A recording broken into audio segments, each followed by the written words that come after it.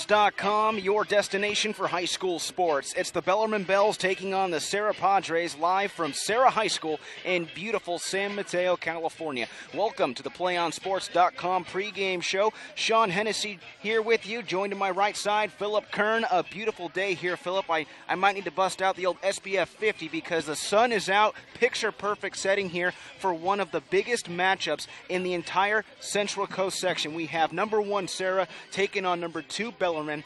Easily the biggest game on the slate here this week. It really is, and anytime you have not just the top 2 teams in the entire CCS, but these are 2 top 100 teams in the entire state of California, and there's multiple media outlets here covering this game, and the fans are starting to roll in. Even the band set up right next to us, they pull out all the bells and whistles for this one, so the eyes of San Mateo are definitely on Freitas Field here this afternoon. Bellarmine comes into this matchup with a record of 4-1. They are 2-0 in the WCAL, the Western Catholic Athletic League. On the flip side, Serra comes in this matchup, folks, undefeated. They are a perfect 5-0, 2-0 in league play. Last week, Philip, I had a chance to actually call the Archbishop Mitty Bellarmine football game. What a game, what a match. Bellarmine won that game, folks, in the final minutes of the fourth quarter, 14-10, when Jared Vollner caught a 46-yard touchdown pass to the house. Such an amazing feeling. The reason why I bring that up here, partner, in our pregame show is that Bellarmine has faced such a tough schedule coming into this matchup. They had the 1 defeat on the year to De La Salle back in week 1 at San Jose City College. And then last week they come from behind to win. They're going to need to bring everything and some if they want to come out victorious here this afternoon against Serra. Well, absolutely. And it's really going to have to go back to what they do best, and that's running the football. Whenever you run that double wings type of offense, what Coach Mike Janda is going to run here this afternoon, the emphasis has to be on running the ball. That means 2 things. Take care of it and control the clock. That's the emphasis there on the wing offense. And he pointed out Kenneth Olubade as going to be a key guy that's going to be a focus here for the Bellarmine offense. And you already know he has the respect of both sides, because when we talked to Coach Patrick Walsh, he mentioned him as well, saying, look, we got to get a hat on this guy, otherwise he's going to cause havoc on both sides of the ball. So he's going to be keen, of course.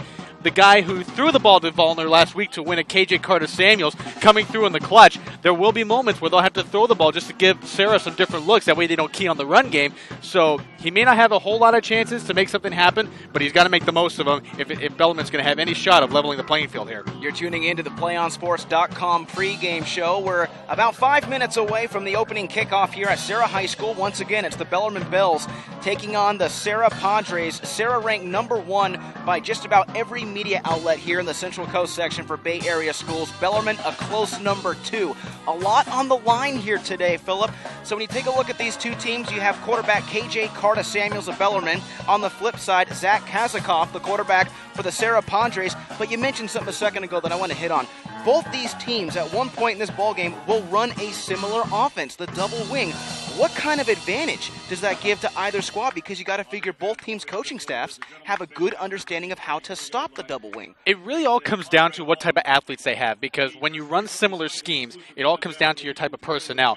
And I think the advantage really on paper goes to Serra, because they run such a balanced offense. Coach Walsh even told me that there are 18 different guys that touch the ball. So you really can't key on one guy. But Eric Redwood, who is the team's leading rusher, I even asked Coach Walsh about this before the game started. I asked him, is he going to have a more prominent role just based on how big this game is? He says, and this was interesting, he says, not any more than usual, which tells you that he is very dead set on the balanced approach that they have, having a lot of different guys touch the football. And really, there were, even last week when Serra had their victory, there were at least 4 different guys that had 5+ carries. So that tells you that they have a lot of balance all across their running back stable. So that's really what they're going to be focusing on. And, of course, mentioning Zach Kazikoff, he even mentioned that there's always pressure on the quarterback position, but not any more so than usual. But he did mention that if Bellarmine does get a handle on the run game, the passing game may have to get opened up.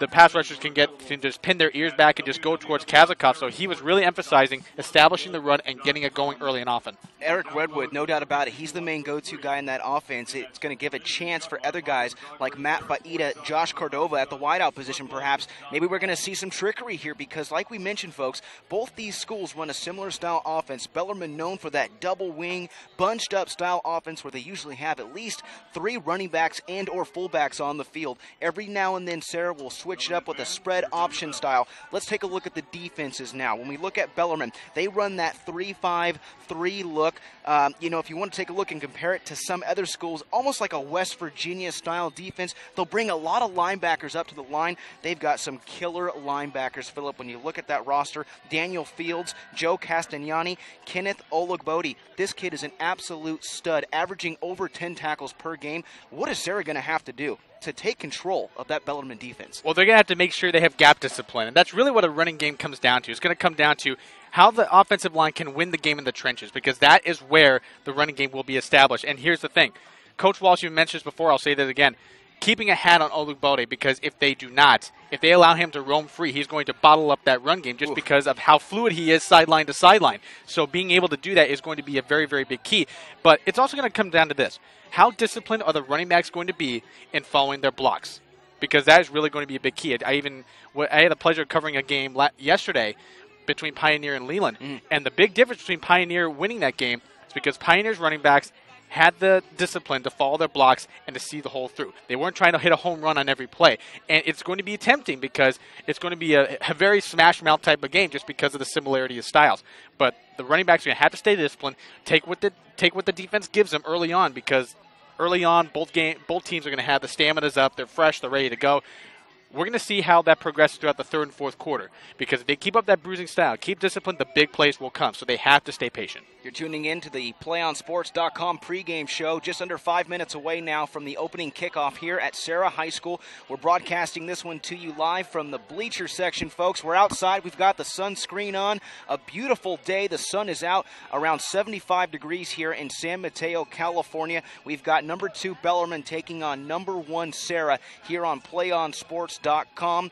You mentioned something, Philip. I want to hit on it again before we take a short break and then come back to you live. The trenches, the offensive line, the defensive line. I think at the end of the day, and I really do believe this, when it comes down to who's going to pick up the victory, it's going to come down to the battle of the trenches and who's going to win that big battle up front. It really is, and that's where a lot of the sides can be an advantage. And even Coach Janda was mentioning that Serra, when you look at them, they had the advantage on size. But how will they leverage that, and how will Bellarmine be able to do that? Because you can level the playing field as far as size go if you have the right technique, if they are well coached. So it's going to be a very interesting chess match between the bigger team as far as Serra goes and how technically sound Bellarmine is. Because if they can do that, they can stay disciplined, minimize the mistakes. They will give themselves the best chance possible in order to be able to pull off a upset, if you will. I'm not sure if you can call 2-over-1 an upset per se, because these teams are so evenly matched. But given the way things are shaking up right now, anytime you have these kinds of West Catholic teams match up, it's a meat grinder, no matter who you're facing. The WCAL, folks, it's such a tough division. It doesn't get any better when you have a number 1 going up against a number 2. Folks, that's going to do it for the PlayOnSports.com pregame show. When we come back, we'll have Bellarmine, we'll have Serra. It's coming up next on PlayOnSports.com. Don't go anywhere. We can get a player up here. Oh, that's good stuff. All right, perfect. Prepare a Wiley Ballard graphic. Do you want me to start the stream? Start the stream. Camera 3. Beautiful. We're coming in on 1. For more information on how your school can join the Play On School broadcast program, go to playonsports.com/SBP.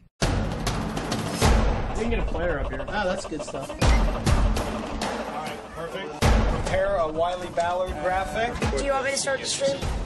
Start the stream. Camera 3. Beautiful. We're coming in on 1. For more information on how your school can join the Play On School broadcast program, go to playonsports.com/SBP. We can get a player up here. Oh, that's good stuff. All right, perfect. Prepare a Wiley Ballard graphic. Do you want me to start the stream? Start the stream. Camera 3. Beautiful. We're coming in on 1. For more information on how your school can join the Play On School broadcast program, go to playonsports.com/SBP. We can can get a player up here. Oh, that's good stuff. All right, perfect. Prepare a Wiley Ballard graphic. Do you want me to start the stream? Start the stream. Camera 3. Beautiful. We're coming in on 1. For more information on how your school can join the PlayOn School broadcast program, go to playonsports.com/SBP. We can get a player up here. Oh, that's good stuff. All right, perfect. Prepare a Wiley Ballard graphic. Do you want me to start the stream? Start the stream. Camera 3. Beautiful. We're coming in on 1. For more information on how your school can join the PlayOn School broadcast program, go to playonsports.com/SBP. We can get a player up here. Oh, that's good stuff. All right, perfect. Prepare a Wiley Ballard graphic. Do you want me to start the stream? Start the stream. Camera 3. Beautiful. We're coming in on 1. For more information on how your school can join the PlayOn School broadcast program, go to playonsports.com/SBP. We can get a player up here. Oh, that's good stuff. All right, perfect. Prepare a Wiley Ballard graphic. Do you want me to start the stream? Start the stream. Camera 3. Beautiful. We're coming in on 1. For more information on how your school can join the PlayOn School broadcast program, go to playonsports.com/SBP. We can get a player up here. Oh, that's good stuff. All right, perfect. Prepare a Wiley Ballard graphic. Do you want me to start the stream? Start the stream. Camera 3. Beautiful. We're coming in on 1. For more information on how your school can join the PlayOn School broadcast program, go to playonsports.com/SBP. We can get a player up here. Oh, that's good stuff. All right, perfect. Prepare a Wiley Ballard graphic. Do you want me to start the stream? Start the stream. Camera 3. Good afternoon, folks. It's great to have you with us as always. Welcome to PlayOnSports.com, your destination for high school sports. Sean Hennessy here with you. Joined alongside me, Philip Kern. We're broadcasting to you live from Serra High School. It's number 2 Bellarmine taking on number 1 Serra in a WCAL matchup here on this Saturday afternoon. Picture perfect, not a cloud in the sky in beautiful San Mateo, California. Temperature hovering around 75 degrees. Bellarmine deferred the toss, so they will be actually receiving the football here. As Serra gets ready to kick off, they'll be kicking right to left on your screen, wearing the all-blue uniforms. Bellarmine on the flip side wearing the white uniforms with the navy trim. Philip, it's 2 versus 1. What can we expect to see here this afternoon? Well, we can expect a very close matchup. Either team that makes the first ill-timed mistake is really going to be at a disadvantage here. Sanfilippo with the return at the 20. He just goes straight ahead into the pile around the 26-yard line, and that's where Bellarmine's offense will start this football game, led by quarterback KJ Carta Samuels, who has verbally committed to Vanderbilt University in the old SEC. And really sort of a family connection there. Of course, Coach Janda was mentioning his brother Austin Carta Samuels, a fellow Bellarmine alum, is currently playing there at Vanderbilt. He made a lot of great impact here on this Bellarmine football program, and Carta Samuels following in that stretch. 1st and 10 for Bellarmine, going left to right on your screen. A mishandled handoff from Carta Samuels to his tailback, Daniel Brown, and we may have a turnover on the very first play. We do. Serra recovers. My goodness, before we can even get into it, that is recovered by Peter Tuipulotu. He comes through, picks the ball up, and Serra's on offense. Well, what did I just mention earlier? turnovers were going to be key, and no sooner do we discuss it. The first Bellarmine possession of the game, a turnover right off the bat. Now, it's one thing to have a turnover, but you have one right in your own side of the field. Serra's got great field position here, right around their own 20, at the Bellarmine 27-yard line. So just a fortuitous start there for the Padres. Kazakov under center. Now he goes right side. QB keeper spins around and falls forward at the 21-yard line. Count it for a gain of 6. Phillip, we're not even 2 minutes into the football game, and right from the get-go, we see KJ Carter-Samuels. He dropped back. I think he went to either pitch the ball or it was sort of a long handoff, a stretch play, and the ball just popped loose. He did not have the connection with Daniel Brown. No, he really didn't. It almost looked like it was a miscommunication there at first, so really weren't too sure if it was on the quarterback or the running back, but either way, a turnover is a turnover. 2nd down and 4. Kazakov will hand it off to his tailback. Tailback goes left side, nearly had a breakaway right there, and that was Eric Redwood, the leading rusher on the ground, picks up enough for a Padre first down. And there you see, just in that little bit, why Redwood is so special, because you saw him just plow right through the pile, just kept the legs moving, really had to have a couple of Bellarmine defenders just to bring him down. So I think, really, I don't know if Coach Walsh was going to increase his role, but he's going to play a big part. Redwood lined up as the wingback on the right side. He motions, now carries the pitch, goes straight ahead, pumps his legs, spins, and falls down inside the 10-yard line. This kid will not stop his feet. He keeps churning. He had some great room to work right off of his center, Isaiah Lautu. And just right there again, Redwood just keeping the legs moving, just showing a lot of power there. But again, like you mentioned, that offensive line is going to play a big role in terms of how much success the Serra run game is going to have. 2nd down here for Serra. 10 minutes and 27 seconds remaining in the opening quarter. Here's a pitch over towards the far side. That's Arco, and he's tripped up quickly. Picks up about 2 yards on the play. Now it's going to bring up 3rd down and a long 1. Even on these 3rd and shorts, that's really what Serra wants to do. Just be able to run the clock down, create those 3rd and manageables, because as Coach Walsh said, the running game is their bread and butter. So the more 3rd and shorts that they'll have, the more that will play to their advantage. And you already saw the balance of the distribution of the carries right there. Angelo Arco already with his first carry. Redwood will line up on the left side of the offensive formation. The ball's on the right hash mark. It's 3rd down.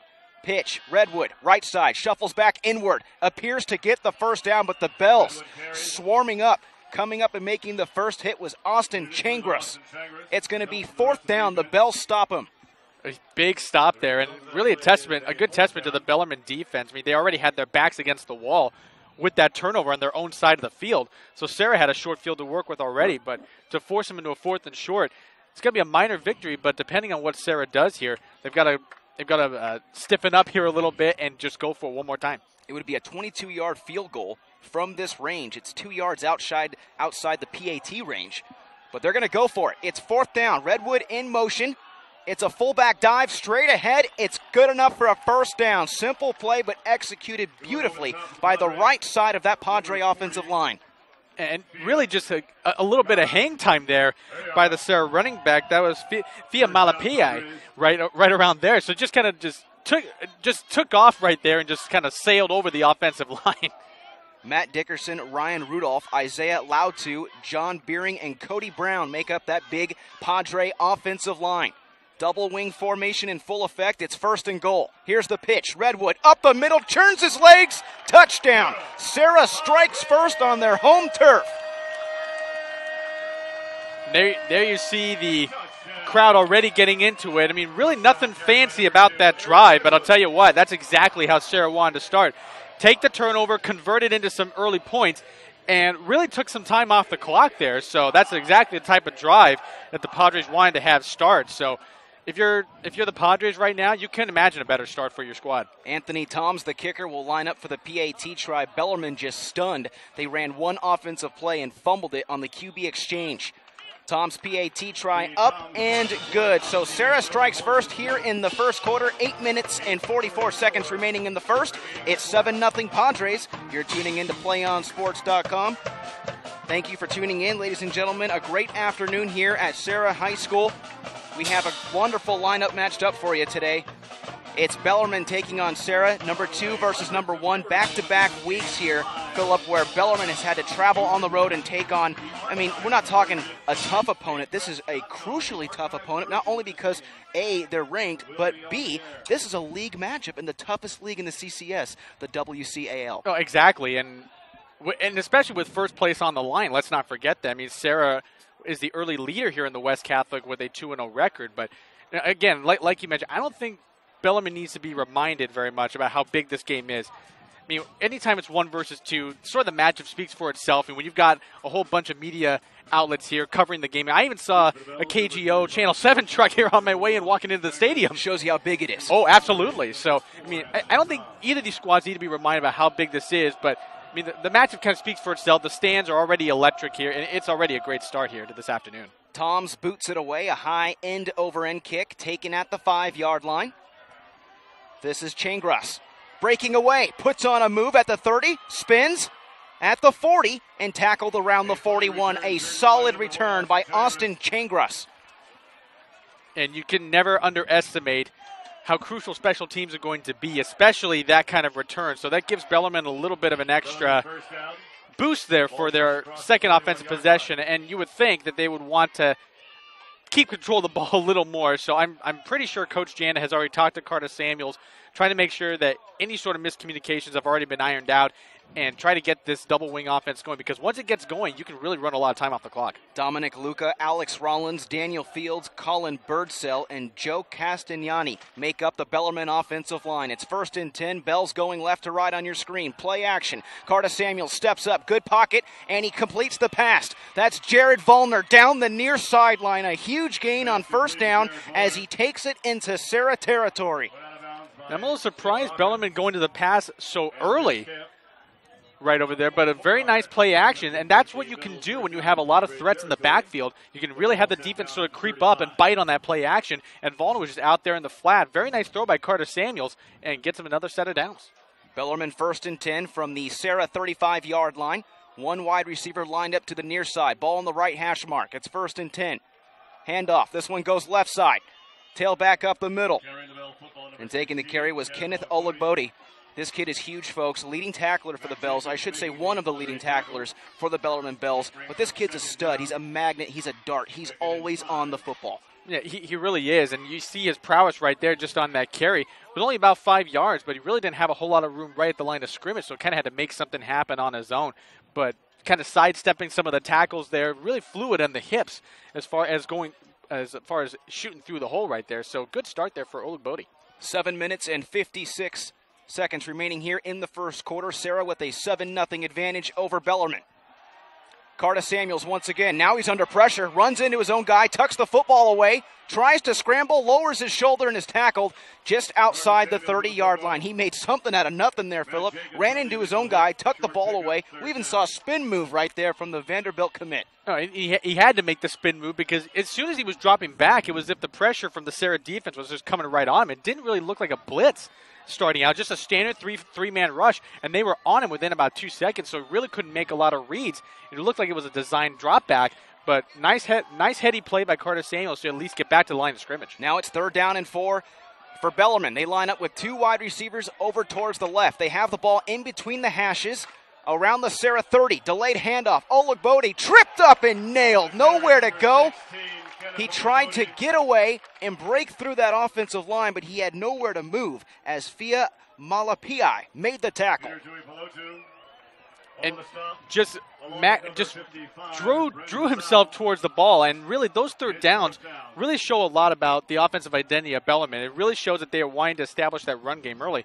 And unfortunately with the 3rd and 5, you're kind of in that gray area. I mean, do you throw? Do you keep it on the ground? And really, you saw what happened there, but a great pursuit by the Serra defense. It'll be 4th down, but Bellarmine's offense remains on the field. It's 4th and 6. Olugbodi in motion. He goes to the right flat. Roll out. And it's caught. It's caught down the near sideline as the pocket presence was beautiful. That was Joey Sanfilippo along the near sideline. Good enough for a Bellarmine 1st down.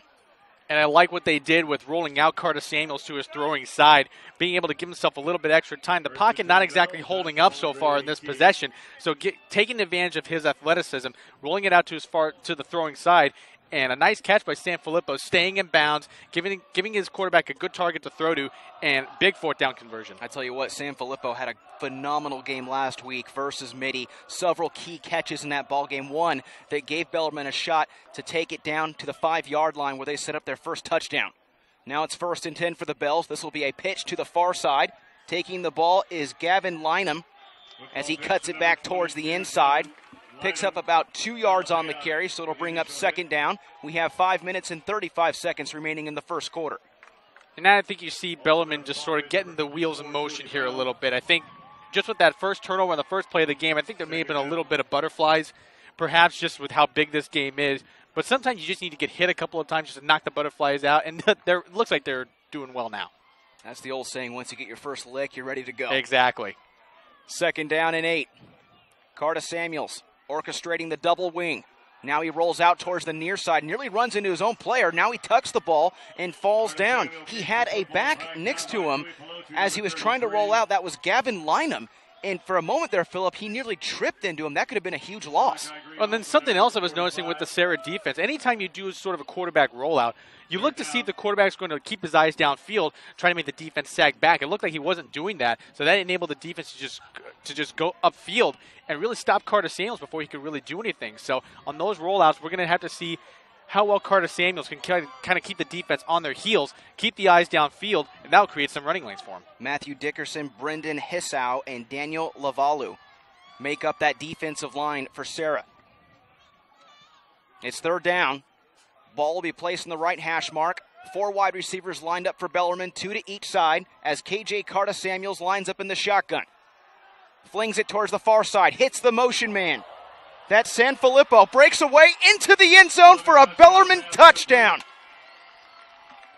What a way to respond for the Bellarmine Bells after that first possession where it was one play and done on the muffed handoff. The nice response there, and a good read by Carter Samuels too. Seeing Sanfilippo out there in the flat, and a great finish there on the yards after the catch by Sanfilippo. So really keeps the Serra crowd at bay here, and now we'll have a whole new ball game here. So I think this could be that type of game, back and forth. Whoever makes the most mistakes is really going to put themselves at a disadvantage. Grant Bush on to try the PAT. Splits the uprights. It's perfect. It's good. So Joey Sanfilippo, a 17-yard touchdown reception thrown from his quarterback, KJ Carter Samuels. And we've got a tie ball game here in the first quarter. Bellarmine 7, Serra 7. You're tuning in to PlayOnSports.com, your destination for high school sports. Do you want to watch more of your school's great matchup like the game you are enjoying here this afternoon?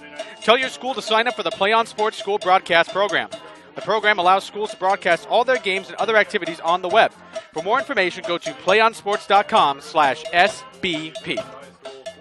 Bellarmine goes 8 plays and takes it for 71 yards.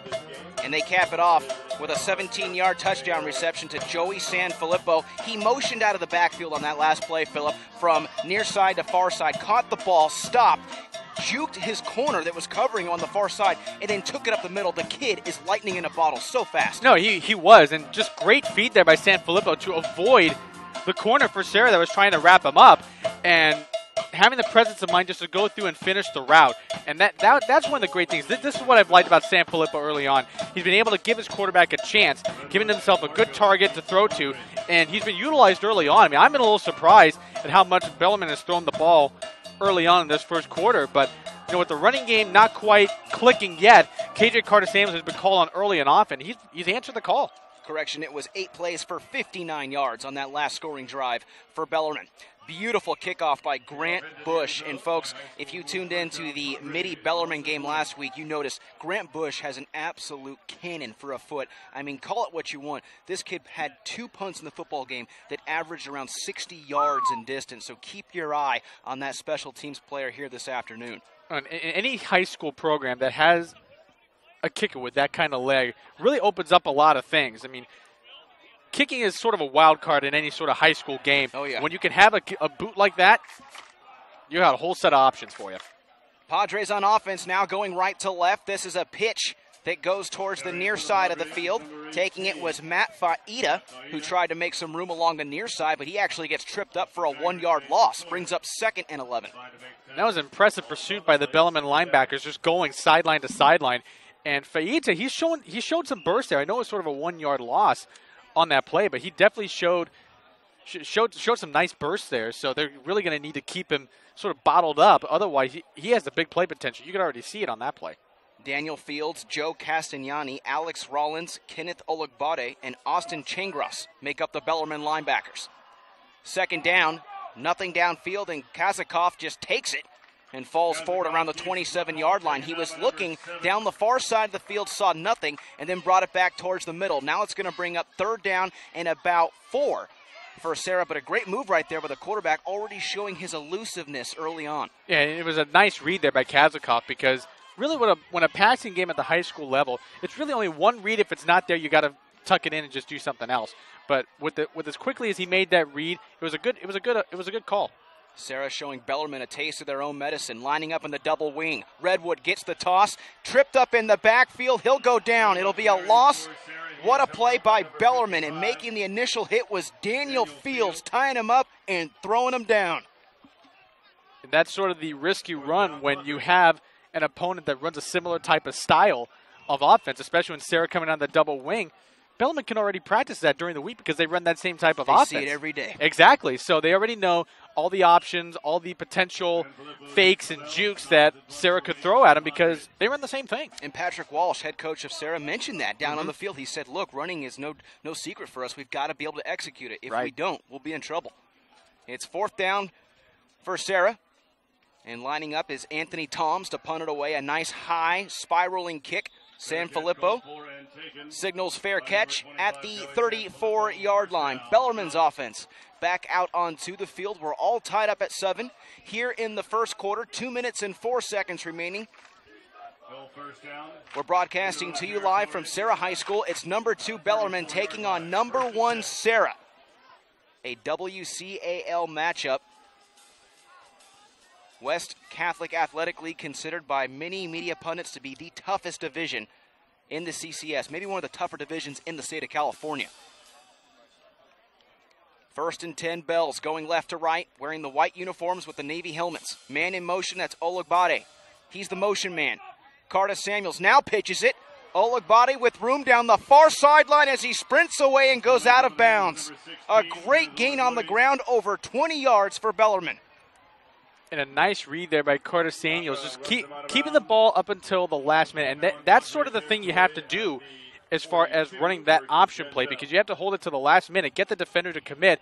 Once he did that, pitched off to Olugbade, and he just did the rest, and a very healthy gain there for the Bellarmine offense. I mean, Curtis Samuels waited till the very last second to get rid of that football, and he was able to pitch it to Olugbade, who is the pitch man on this play, but it's a delayed handoff inside. And that's one of those simple plays that Bellarmine works on all the time to try to get that defensive line pushed out of the way. Malapai on the tackle. 2nd down. Now you see sort of the design of that Bellarmine play to try to get the Serra defenders to sort of push up field already, and that opened up some room for Changras there, about 5-6 yards on that last carry. But I'll tell you what, Serra's defense is starting to get a little bit antsy right now. They're already starting to over-pursue things a little bit. Malapai and Tui Palotu are the inside linebackers for Serra as that play goes towards the middle. Picks up a nice amount of yardage on the ground, a gain of close to 8 yards. So Bellarmine moving the chains here on their third offensive series of the first quarter. And this is exactly the type of drive you want to see if you are Bellarmine, because again, like we talked about, the double wing, the idea of it is to ball control, clock control, do those kinds of things. That way you keep the Serra offense off the field. And really, the Bells are doing exactly what they want to so far, utilizing a whole bunch of different things. In fact, I think utilizing the passing game early on has really kept Serra's defense back on their heels. Under 60 seconds to play here in the first quarter. 1st and 10, Bellarmine. They have it on the Serra 30. Curtis Samuels flings it near side. Olugbade with the reception. Gets past 2 defenders before he's tackled from the backside, and making that big vicious hit up front was Matthew Dickerson, the defensive lineman, making the tackle. There you see Olugbade showing that he's not just a running back. He can catch the ball out of the backfield. And I've always believed this. When you have an offense that has a dual threat running back, not only can tote the rock in between the tackles and to the outside, but can catch the ball out of the backfield. I mean, that's such an undervalued trait for any running back. I don't care if it's the peewee level up all the way up to the pros. You got somebody who can be able to catch the ball out of the backfield.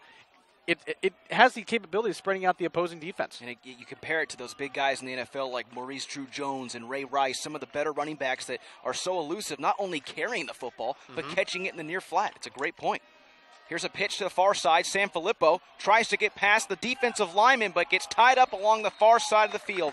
Making the tackle was Vince Camp as he was able to get around the defensive end, Matt Jacobs, who did a great job stopping that play, doing his part on contain. Yeah, he really did. And really, Sanfilippo, I thought he bounced it outside a little bit too quick. And that's something that we had talked about early on. Having the discipline to follow your blocks. I think Sanfilippo tried to do a little too much, bounced it outside a little too quickly, and was essentially stopped towards the line of scrimmage. That'll do it for the first quarter of play, folks. We've got 3 more left for you. Great matchup this afternoon. It's number 2 Bellarmine against number 1 Serra. We're all tied at 7 on PlayOnSports.com. PlayOn Sports is on Facebook and Twitter, giving you news and information and links to great highlights. Follow us at PlayOn Sports on both Facebook and Twitter. You can also access thousands of live and on-demand games on YouTube at youtube.com/PlayOnNetwork. Keep up with all the high school action every week from your destination for high school sports, PlayOnSports.com. Philip Kern to my right, I'm Sean Hennessy, bringing you the live play-by-play action on this beautiful Saturday afternoon at Serra High School. It's Bellarmine versus Serra, a WCAL matchup. First quarter, we had some scoring updates for you. It was actually Serra that struck first off of a turnover. A 3-yard rushing touchdown for Eric Redwood put the score at 7-0. Later on, Bellarmine decided to score on their second series, drove the ball beautifully. It was 8 plays for 59 yards, a 17-yard touchdown reception by Joey Sanfilippo, and that's where we currently stand, tied at 7. We switch sides now as we get ready to start the second quarter. Bellarmine going right to left. They have it on the Serra 29-yard line, wearing the white uniforms, navy helmets. Double wing in full effect on third down. Carta Samuels tripped up, slips outside and is tackled late. And it looks like the ball popped loose. The Padres defense recovers. Another Bellarmine turnover, the second of the first half. I got to tell you, if you're Coach Jandy, you've got to be frustrated with Carter Samuels right now. That's already his second fumble that he's committed here in this first half. And he was mentioning how key he was going to be in terms of how this Bellarmine offense was going to run. But again, a second turnover already. And with the way Serra's offense is going, you're really putting your defense at a disadvantage right now because you're putting them on the field for extra plays that they really shouldn't be there for. Kazakov will lead the Padre offense out from their own 23. This is a handoff that goes straight ahead. Some nice yardage gained on that play for about 4 yards. Will bring up second down, but Philip, just getting back to that point you touched on, your quarterback, KJ Carta Samuels, the Vanderbilt commitment, already coughed it up twice so far in this first half. Once was the first play of the ball game. So if you're head coach Mike Janda, what are you saying to your star quarterback? Well, you got to tell him to calm down because it looked like on that last play he was trying to do a little too much there. I mean, he's trying to keep the legs moving. He saw the first down marker, but secure the ball. Keep both hands on it if you have to. Eric Redwood, the right side tailback. This one's a pitch to the left side. And taking the carry right there was number 28, Kevin McGee. First carry for him in this football game. No gain, brings up third down.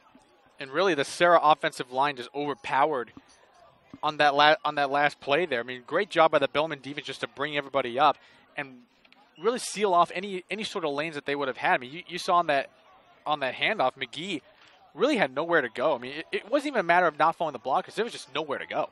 It's third down and 7 for Serra. They have the ball around their own 26-yard line. Kazakov flings it and completes the pass. It was a quick slant. Picture perfect. Making the catch was Josh Cordova.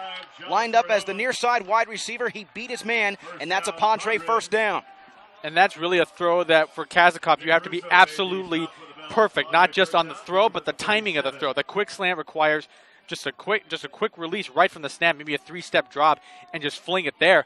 And nice job by Cordova to give his quarterback a target because he was draped all around by a Bellarmine defender. So really being able to fight for that ball and give themselves a first down. Josh Cordova and Zach Mitchell are the main wide receivers in this Serra offense. First and 10, this will be a handoff towards the near sideline on a motion man. Taking the carry late right there. Appeared to be Austin Jackson. correction on the call. That was Kevin McGee. McGee with the carry, picks up 4 yards. Second down upcoming. And, of course, already we're seeing again how important Coach Walsh had mentioned about the balance of all these different personnel getting the ball. That's about the third or fourth running back we've seen carrying the rock already. So really not hesitant to rotate his running backs, even though Redwood is their main guy as far as the numbers go. Bellarmine's defensive backs consist of Nick Russo, Jared Volner, and Jaden Sawyer, the outside cornerback. Second down. Handoff to the fullback. Goes left side. That's the big number 40. Taking the blow right there as he lowers his shoulder. Malapai for a couple yards on the ground. So we're going to see third down once again here for Serra. As Malapai gains maybe 2, the ball will be placed around the 43-yard line, right hash mark for the Padres offense. You're looking at about a 3rd and 5. This, again, is kind of one of those gray areas. This is going to tell you a lot about what Serra believes its offense is going to be. Running's not a secret, but we'll see what happens. Malapai, handoff, once again stuffed. He was hit right at the line. Joey Castagnani, big number 7, came in there, tripped him up at the ankles. Only a gain of 1. It's going to be 4th down and 3. If you're KJ Carter-Samuels there on the sideline right now, you're breathing a little bit of a sigh of relief. The defense just bailed you out for the first time today. Of course, the turnover off the first possession was converted into a touchdown. But, again, it looks like Serra's going to go for it on 4th down here. So Bellarmine's got to stiffen up here at the line of scrimmage and just stop him one more time. Kazakov directly under center. They go for it on 4th down. Redwood with the handoff. Gets past the first down. Slips a tackler. Spins away and gets down to the Bellarmine 45. They needed 2. And Redwood picks up close to 12 on a key 4th down conversion. Well, so much for that sigh of relief that Carter-Samuels was breathing there just a minute ago. But you're seeing just how special Redwood is. I know they've been sort of rotating running backs in and out. But just on that play, him being able to make something happen just out of the backfield, shedding at least a couple tackles, you see why Redwood has been so special, leading the team in rushing to this point. And I wouldn't be surprised if based on that run they start utilizing him more. Josh Cordova, the wide receiver at the bottom of your screen. This will be another handoff to the fullback, who is tripped up and nowhere to go. That Bellarmine defensive line not allowing those easy dive plays to be ran at them, and that time making the initial hit was Kyle Eberton, number 78 down there. Plays a little bit of nose tackle, folks. If you recall, for those of you that tuned in last week in the big midi game, he had 2 clutch sacks in that football game. He commands that defensive line for Bellarmine. And that's really your role if you're a three down lineman nose tackle. You got to plug up the holes and make sure you can get at least 2 offensive linemen guarding you. What that does is that enables your other defensive linemen to be able to roam a little bit, even allows some of the linebackers to go free, because when you have 2 offensive linemen going against 1 nose guard, that really throws a wrinkle into the whole running game scheme that Coach Walsh wants to run. Moving quickly here in the second quarter, 7 minutes and 43 seconds left to play in the first half. We're all tied up at 7 between Bellarmine and Serra. Padres have the football on offense, going left to right, wearing the all-blue uniforms. Delayed handoff towards the middle, and taking that was the wingback at the very last second. Getting the carry was Angelo Arco. Had some nice room off the center and right guard. Picks up about 2 yards. It's going to bring up 3rd down and 5.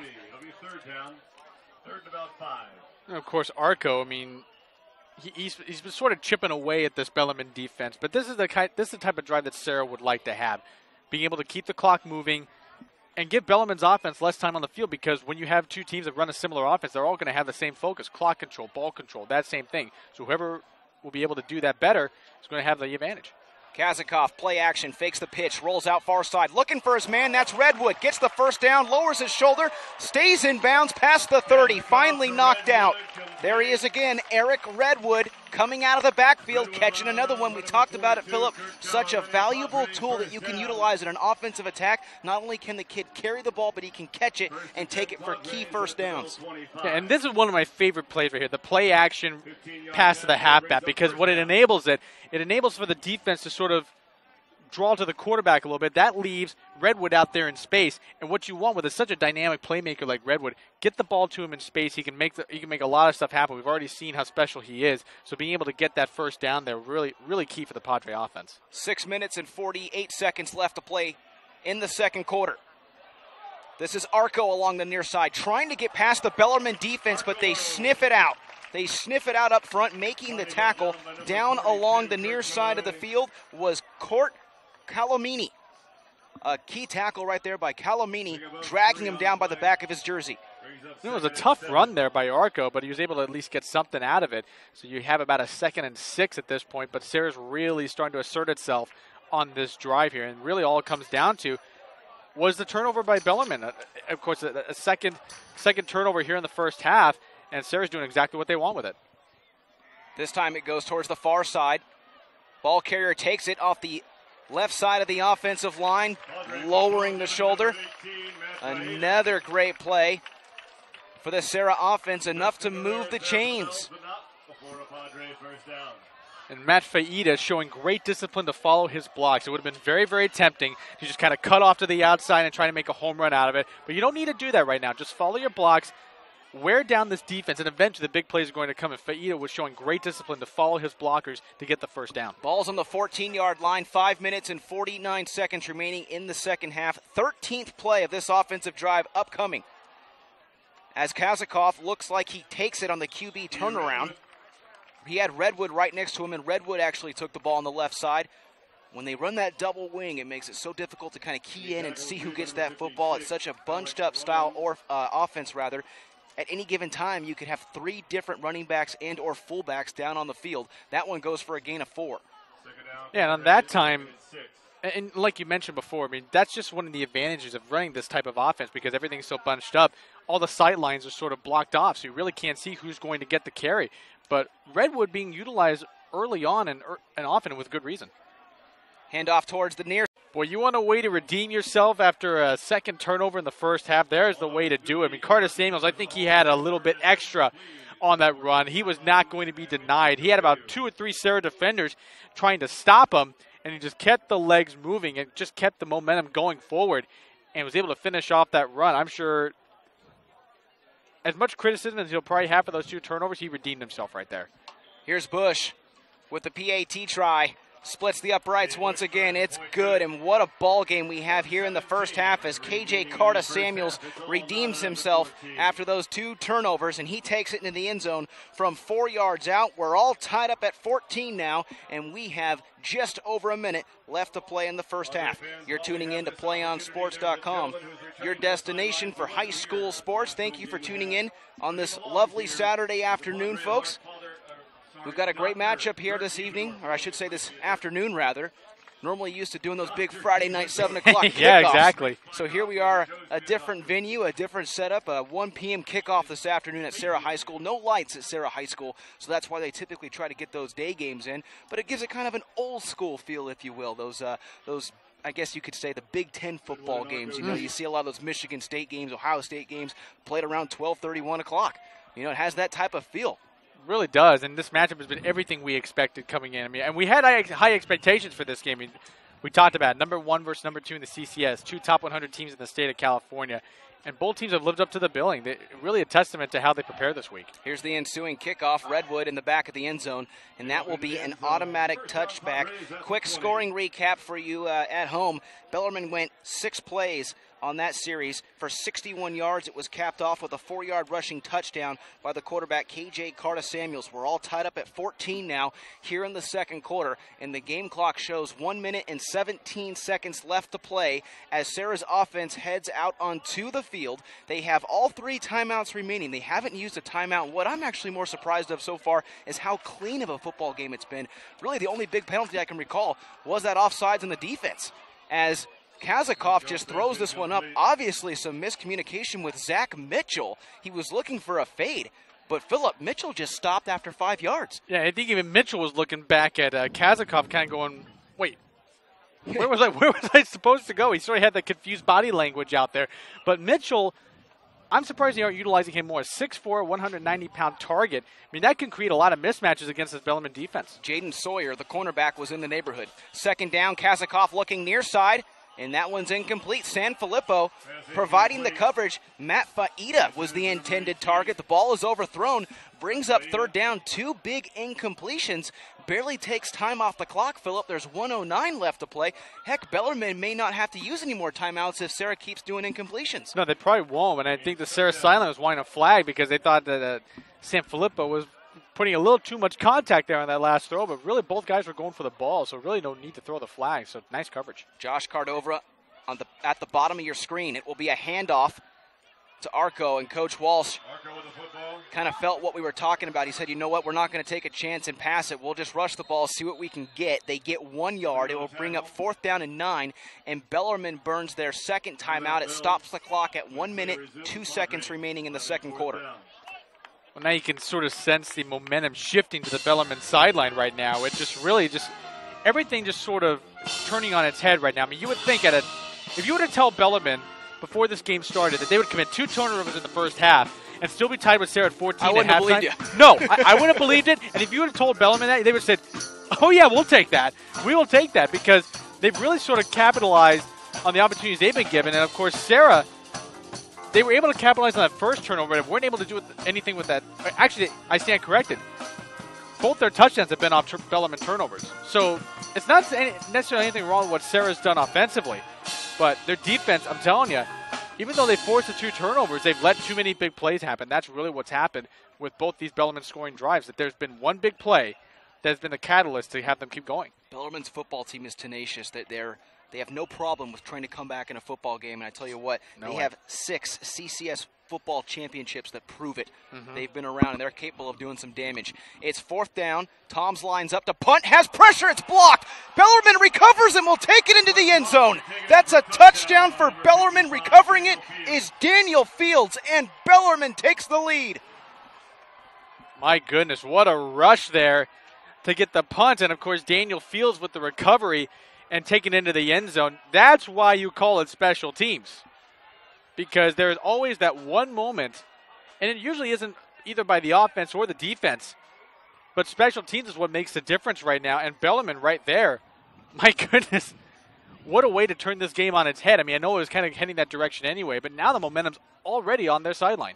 Bellarmine sent the house, they blocked it, and Daniel Fields took it in for 6. PAT by Bush is good. Clock has 57 seconds remaining, and don't look now, but Bellarmine has taken the lead. They're up 21-14. Wow, what a turn of events. Whew. No, it definitely was, and I think Bellarmine would have wanted at least that one last possession to run the clock out, but I'll tell you what, the whole Serra sideline right now is absolutely stunned.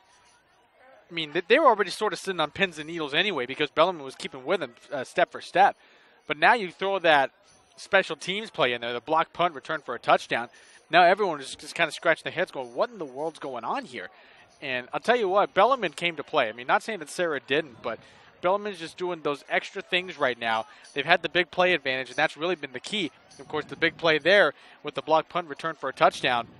You know, Serra's got to pull something out of their hat. They've still got about a minute left to do so. So it's going to be really on the arm of Zach Kazakov here. Maybe he can string together a last-minute scoring drive to at least get them into field goal range, but nothing else. They want to enter into the halftime with this game tied. Head coach Mike Janda of Bellarmine jumping up and down after that special teams play. I would be too. His Bells now have the lead, 21-14.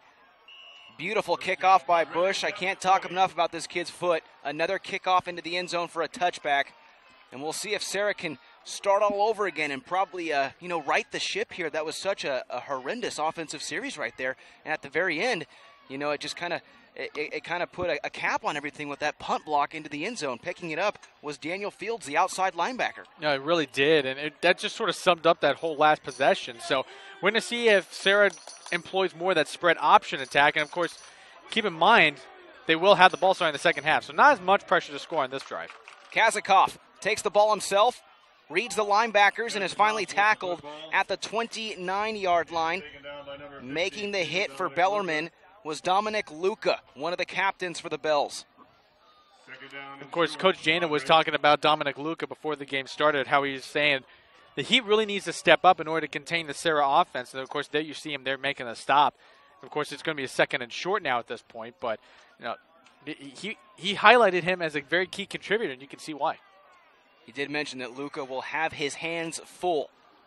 Here's a handoff that goes to Faita as he breaks away and goes out of bounds around the 40. A flag is thrown, though, from deep in the defensive secondary as Faita goes out of bounds, gets the first down, but we'll wait to see what the official ruling is down on the field. It's a hold on the offense. Wow. So the clock is stopped at 18 seconds. Serra has all 3 timeouts.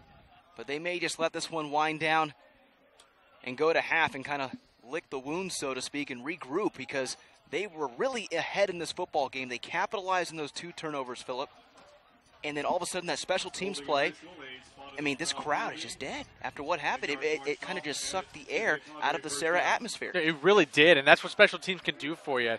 I don't care what level of football it is. When you have special teams that can produce like that, it changes everything. It really does. Clock is rolling, 15 seconds. It'll be a handoff to the left side.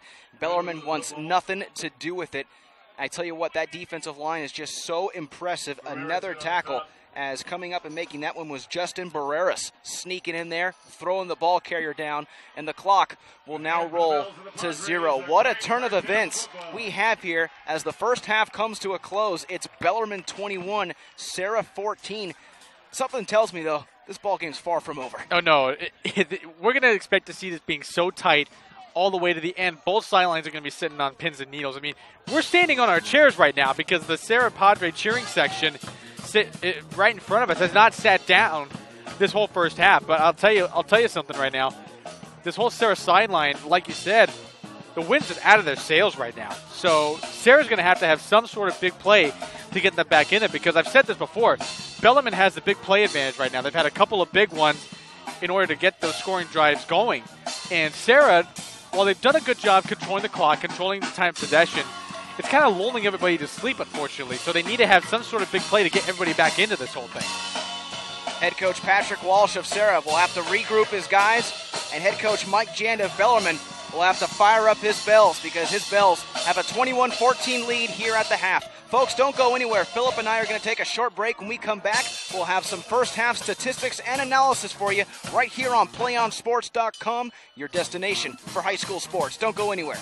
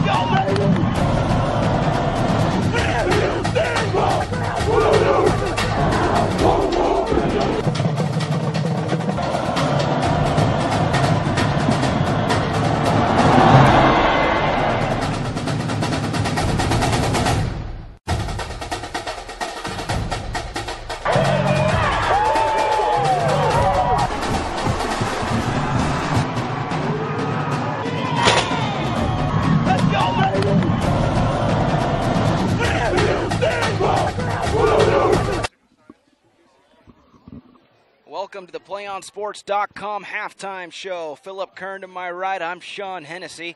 We've reached halftime here in San Mateo, California. It's Bellarmine and Serra, and right now the Bells lead the Padres 21-14 at the half. A great first half. Let's get you all caught up to speed. A 3-yard rushing touchdown from Eric Redwood made the score 7-0 early. Serra took the advantage. Later on, it was Bellarmine that responded. A 17-yard touchdown reception from wide receiver Joey Sanfilippo, 7-7, all tied up. We move to the second quarter. An 8-yard receiving touchdown by Malapai, the fullback, made it 14-7 in favor of the Padres. And then later in the second quarter, it was a 4-yard rushing touchdown from the quarterback KJ Carta-Samuels, tied it up at 14. And then in the winding minutes of the second quarter, it was a full-on punt block by Bellarmine. Picking up the football was Daniel Fields on the punt block return into the end zone. PAT good. Bellarmine 21, Serra 14. Philip, your first half analysis. What an exciting first half we just witnessed between a number 2 and number 1 seeded squad here this afternoon. It's exactly what we had expected. I mean, and of course, we had high expectations for this game coming in.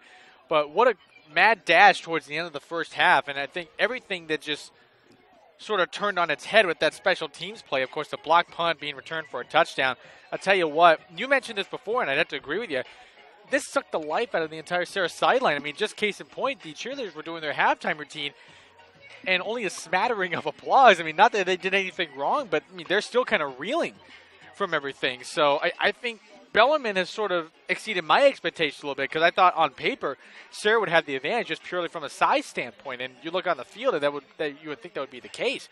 But I'll tell you what, Bellarmine has come out with sort of a fire in their belly. I think after they got that second turnover, it seemed to spark something in them. You saw the defense having better pursuit. You saw the offense finally clicking. Of course, the miracle pass by KJ Carta-Samuels off his back foot to Jared Vollner was a really, really big key there. It really started to open things up. I think it started to really open up the running lanes for Bellarmine, and it really started to do everything. Of course, KJ Carta-Samuels redeeming himself with a running touchdown to at least tie the game up. And you could tell he's starting to run this offense with a bit more confidence now after that. So if you're Bellarmine, you see that from your quarterback. You really got to be encouraged by it. Now, as far as Serra goes, that last possession, they just looked discombobulated. I mean, really, when they started to go to that spread option, and try to put the ball in the hand of Kazakov to make things happen, it was either miscommunications on routes or where the ball was going to go. I mean, case in point, that fade that Kazakov was trying to throw, Zach Mitchell just looked over at the ball and sort of had the confused body language looking back at Kazakov going, and that's really when it all started. Right, exactly. So you could start to sense that something was amiss there for the Padre offense. So I'm sure Coach Walsh is going to have a nice talking to with this entire offensive unit at halftime right now. But really, this is the kind of game you'd expect. Very tight, very clean, very few penalties here in the first half, which is what you'd expect. These are two very well-coached teams. But I got to tell you something. Bellarmine's got the wind at their backs right now. Now, the nice thing is Serra's going to have the ball starting the second half. So we're going to see what kind of adjustments they make. But I tell you what, this is everything we expected. 1 versus 2, big game as far as all media outlets are concerned. We've been in for a treat in the first half. I can only imagine what the second half is going to be like. 21-14 in favor of Bellarmine here at the half. You're tuning in to the PlayOnSports.com halftime show. About 5 minutes remaining here at the half until we get ready to kickstart the third quarter. I'm going to take away one thing here before we make our brief break, and that is what Coach Patrick Walsh told us when we came back up from our interview, and that it's going to be a battle in the trenches. He mentioned how important it was going to be for the offensive line and the defensive line to control this football game, and it's just kind of ironic to see a play on special teams. It happens all the time at the high school level, heck, even the NCAA and the pro football level, but a punt block where your special teams unit fails to block the coverage and you see Bellarmine send the house. That battle in the trenches was lost by Serra, and now Patrick Walsh, the head coach of Serra, is going to have to regroup his team and get him back in this football game. Man, he's got to, and he mentioned something that running is their identity.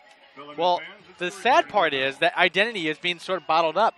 You see that Bellarmine defense, they've really got that run game on lockdown now. But what I've noticed, though, is how effective the play-action passes have been on both sides. Don't think that hasn't escaped Coach Janda's and Coach Walsh's observation here in the first half. Don't be surprised if you see that utilized a bit more, because really on both sides it's been very, very effective because they've been gearing so much of their preparation towards the run game, and that play action can really be utilized to take advantage of that aggressiveness on both sides of the ball for both defenses. So I'd be really interested to see if they make that kind of adjustment, use the play action a little more, because that really was working for both teams. Second half upcoming right here from PlayOnSports.com, 21-14, Bellarmine. When we come back, we'll have the third quarter for you right here on your destination for high school sports, PlayOnSports.com. One match away from immortality. This is a total team effort.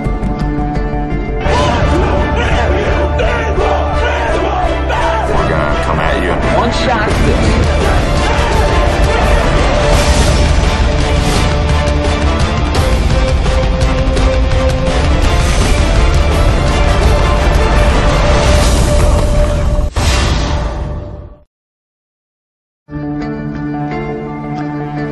One match away from immortality.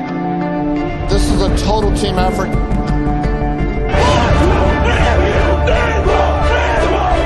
We're gonna come at you. One shot at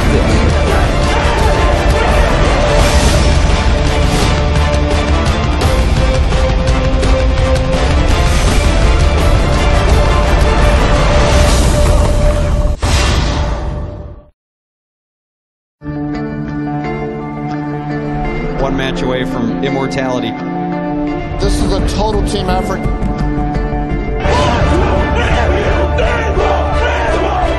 We're gonna come at you. One shot at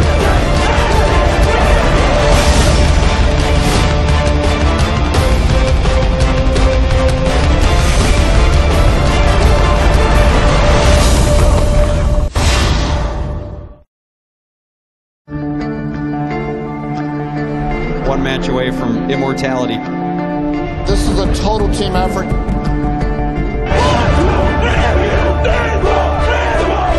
We're gonna come at you. One shot at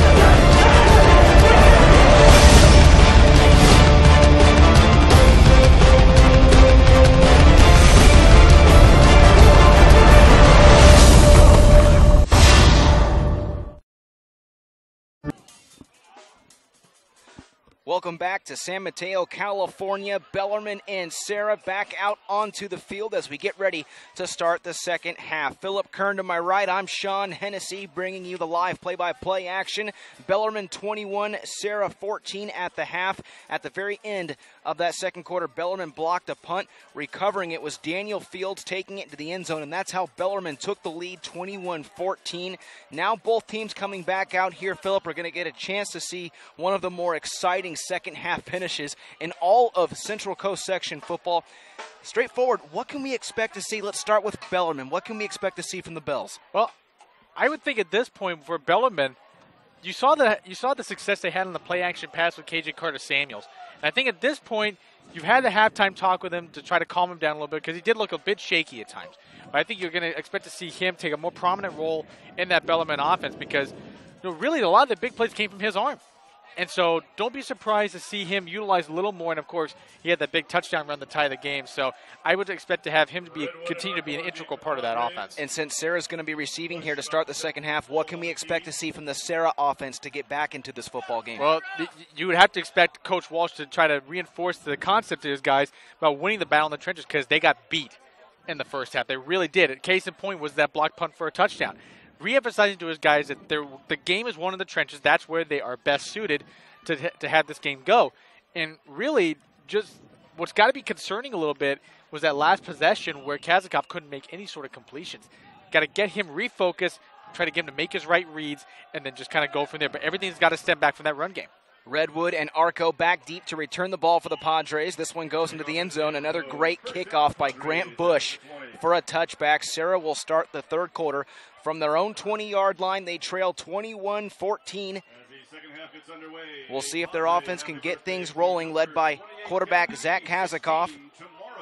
Eric Redwood, one of those key players in the offense. He's the big tailback.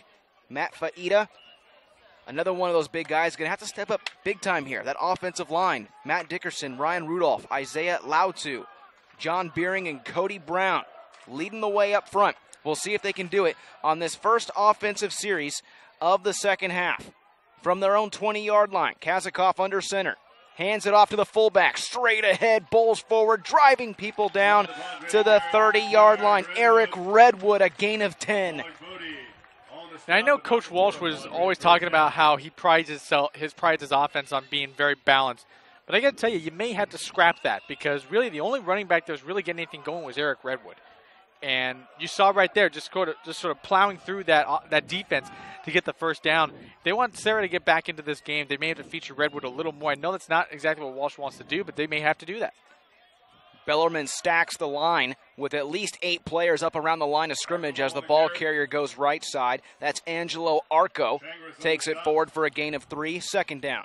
And of course, I think you noticed on that last tackle, you saw how Daniel Fields was going after the ball, trying to create a turnover there, so that way Bellarmine can get on the board as far as the takeaway category goes. But I'll tell you something, every one of these other running backs have been contained except really for Eric Redwood. And so I don't know if maybe they're just wanting to hold them back and sort of ace up the sleeve for the fourth quarter, but they got to worry about starting to get back into this game. Redwood's going to be the key. Redwood directly behind Kazakov. This will be a handoff that goes left side for a gain of 3. Well shy of the first down marker, so now it's going to bring up third down for the Padres offense as they now have the ball spotted on their own 37-yard line. There's really no pressure to score quickly here because we're just starting out the second half, but I think the type of drive that Serra wants to have, getting back to the basics, that ball control, clock control type of thing, you're really starting off with a clean slate here at this point. So trying to get Bellarmine to get back on their heels and really sort of keep pushing them back. Try to win that war of attrition there, right there in the trenches. Third down and 3. Arco in motion. QB keeper off the left side as Zach Kazakov falls forward. He's going to be right at the first down marker, just outside the 40. We'll see if the officials come together for a measurement, but now they signal, nope, it's good enough for a first down. And Kazakov with the very emphatic first down signal as he got up from the QB keeper. So, I mean, really starting to see some nice momentum here early on from the Serra offense. A few plays into this first drive. Serra going left to right on your screen, wearing the all-blue uniforms. 10 minutes remaining in this third quarter. Handoff goes towards the middle, but once again, Bellarmine stopping that play for no gain. Making the tackle on the play was Colin Birdsell. Second down. Really a little bit of confusion there. Not sure if maybe Kazakov had a misread there on that handoff and ended up having to take the ball himself. But I tell you, you can see the frustration as he emerged from the pile at the end of that play. Colin Birdsell down on one knee on that Bellarmine defensive line, catching a quick breather, playing along the top side of your screen. Down on all 4. He'll be coming. Second down and 10. Play action, Kazakov. Beautiful pocket, throws deep, has a man, jump ball, caught! It's caught and brought in! What a grab down the near sideline, but no, the officials come in and say incomplete. Josh Cordova down the near side. From here, Phillip, it looked like he bobbled the ball, was able to balance it on his chest, but the side judge came in and ruled it incomplete. You know what? Normally we don't like to call out the referees on this much. I think they blew that call because Cordova's right there. The ball never really hit the ground. And really, as far as I can tell, the body does not count as the ground. So you could still probably try to catch the ball, but I'll tell you what, I mean, even despite the missed call by the refs, it was a great catch by Cordova. And again, the play action pass, I mentioned that starting in halftime. They're starting to utilize that a little bit. Third down following the incomplete pass. This one's caught along the middle, breaking away. That's Austin Jackson getting his name called here early in the second half. He takes it for a gain of 6. It's going to bring up third down. The crowd showing a host of boos right there on that play as it's now fourth down. Fourth down, I should say. And on comes the special teams unit. I agree with you, Phillip. It looked like he actually had a 50-50 chance, was able to bobble it with the defensive back, but kept the ball in his chest. It did not appear to touch the ground. Yeah, he did. And really, you hate to have games being decided by blown calls like that. And it's really unfortunate because, I mean, for the most part, the refs have done a great job here, but that one call they missed, bad timing for that. Beautiful punt by Toms. Will be fair caught just outside the 15-yard line by San Filippo. And the Bellarmine offense will come out onto the field to start their first offensive series of the second half. They lead 21-14. Important to note our officiating staff, led by referee Mike McCarron, our umpire Manny Agarasis, our head linesman Mac Parfett, our back judge Dave Lara, and our line judge Mike King. 8 minutes and 30 seconds left to play in the third quarter. Bellarmine now has the football on their own 17-yard line. First offensive play of the second half. Carta Samuels in the double wing. Sanfilippo. He'll fake the pitch to Sanfilippo and just gives it on an inside toss, or an inside handoff, rather, that's taken to the inside by Austin Changruss. Second down. Well, now if you're Bellarmine, you're kind of breathing a sigh of relief. I mean, thankfully, that call on that catch, I use the air quotes here, the catch by Cordova, really sort of changed things a little bit, because Serra there for a while was really starting to make some headway and starting to use that play action. I mentioned that at halftime. There was some success there, and again, I mean, given the ref's missed call, that was a successful play because he did really make the catch. Serra lining up their two inside backers about 2 yards off the line of scrimmage, playing very close.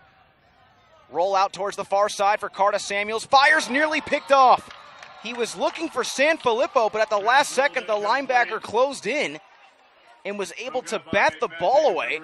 And making a phenomenal play was Matt Jacobs, who's the outside linebacker in that defense, really playing a lot of the field, stretched that play out and batted the ball down. Third down upcoming. Yeah, and they tried to take advantage of Carta Samuels' athleticism there on that rollout, and that play had been working for most of this afternoon. But I'll tell you what, Jacobs was just a very athletic play. I mean, it was at the far sideline, but you saw the ball squirt out at the end, so not quite able to corral that interception. But a very nice play there by Jacobs, forces Bellarmine into a 3rd and long. And at this point, if you're the defensive line, you can pin your ears back and just go right upfield towards the quarterback. 3rd down and 8 for Bellarmine. They have it on their own 19. Two wide receivers stretched out towards the right side. They have the ball in between the hashes. Quick pass over towards the far side. That's Vollner. Vollner slips away. Now it's a foot race at his own 40. Drug down at the other 40. What a play. Jared Vollner once again. That's his second big catch in this football game for more than 30 yards. Once this kid gets the ball, I'm telling you, he breaks away from the defense, and then it's a foot race. You got to chase him down after that. It really is, and the key was Carta Samuels finding him in space. That was the really big key there. And I've always said, when you get your playmakers the ball in space, they are able to do some great things. And Vollner, he has been key. I mean, they haven't looked his way as much as we would have thought, but the times they have gone him, he's been hugely productive. Vollner at the bottom of your screen, Sanfilippo accompanying him as the slot wide receiver. 1st and 10 for Bellarmine on the Serra 40. Going right to left. Olugbode gets the toss. Takes it ahead for a gain of 1. Awkward play call, but sometimes it can be effective. Olugbode playing maybe 2.5 yards behind the quarterback, Carta Samuels, and it's a toss. You actually see the quarterback turn around and pitch it to him, and it's funny because the guy's maybe 3 feet away, but it's still a toss. Bellarmine's able to execute it, though, from time to time. Right, and just seeing how Olugbode, how close he was to the quarterback, maybe the toss wasn't quite necessary. Maybe that's what the play is designed for, but sometimes that can get a little dangerous. I mean, we've already seen one of those things go awry the very first play of the game, I might remind you. 2nd down and 9 for Bellarmine. 6 minutes and 36 seconds left to play in the third quarter. Ball in between the hashes, play action. Carta Samuels under pressure. He flings it. Sanfilippo with the catch, and he goes down at the 28-yard line. That's going to be good enough for a Bellarmine first down. Kavamaka making the late tackle, but Bellarmine moves the chains once again. There again, the success of the play action pass. I mean, I was thinking that both teams would be able to utilize that, but the difference here was that Carta Samuel was able to hold that play long enough to let the defense go upfield. What that does is that it allows Sanfilippo to have a little bit more space because you've already got 5-6 guys going upfield going against you, breathing down your neck. And Sanfilippo was able to get that pass, convert it into a first down. Just a very nice play. 1st and 10, Bellarmine on the Serra 29. In between the hashes, more so on the left side. Olugbode in motion. Handoff, Sanfilippo goes left side. Drilled by at least 3 Padre defenders, but takes it for a gain of 4 yards. So Bellarmine inching ever closer to red zone territory. They lead this football game 21-14. We're in the third quarter. 5 minutes and 44 seconds left to play.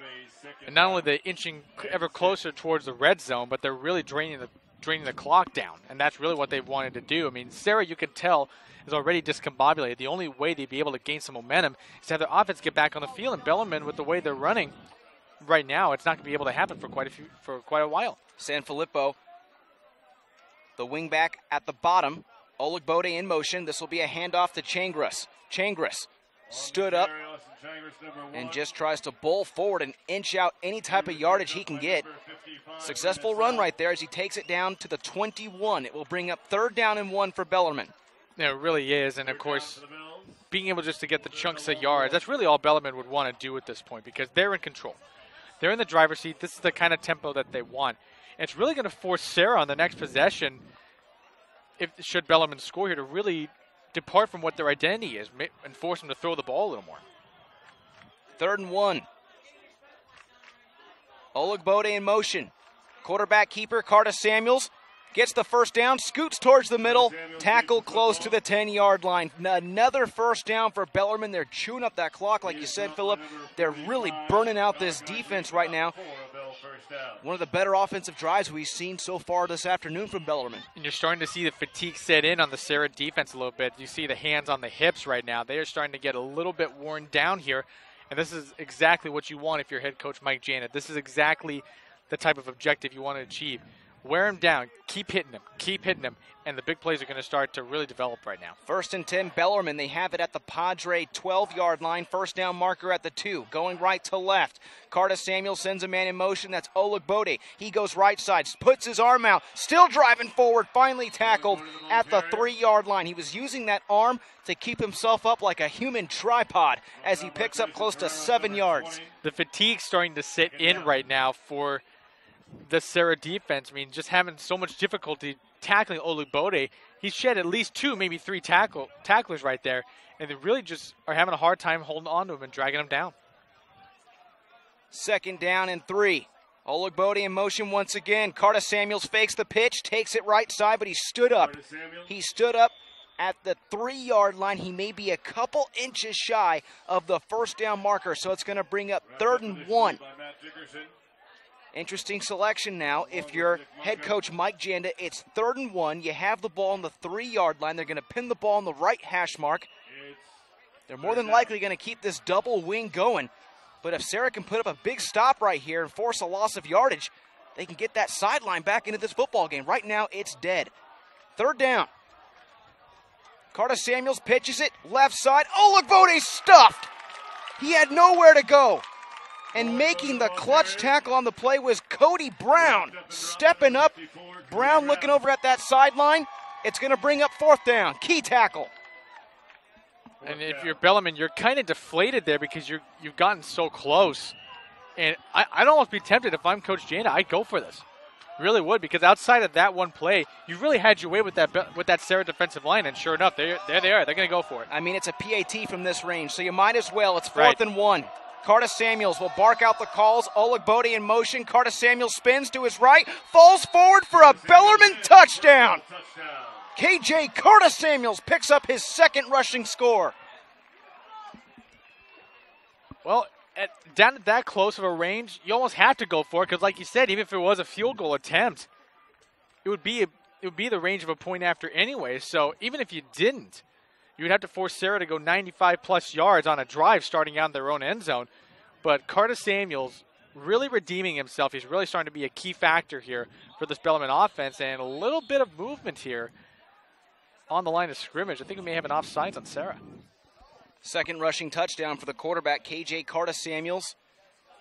Similar play call as well to his 1st rushing touchdown. All he did was take the snap, spin to his left, and really fall between his right guard and tackle. That's Colin Birdsell and Joe Castagnani. Along the right side, they did the hard work, and he fell forward and picked up Bellarmine's 6 points. They really did, and just going back to what we were talking about, I mean, Carter Samuels, again, just really sort of redeeming himself there. And now it's a 2-score game in Bellarmine's advantage, and Serra's got to rethink some stuff right now.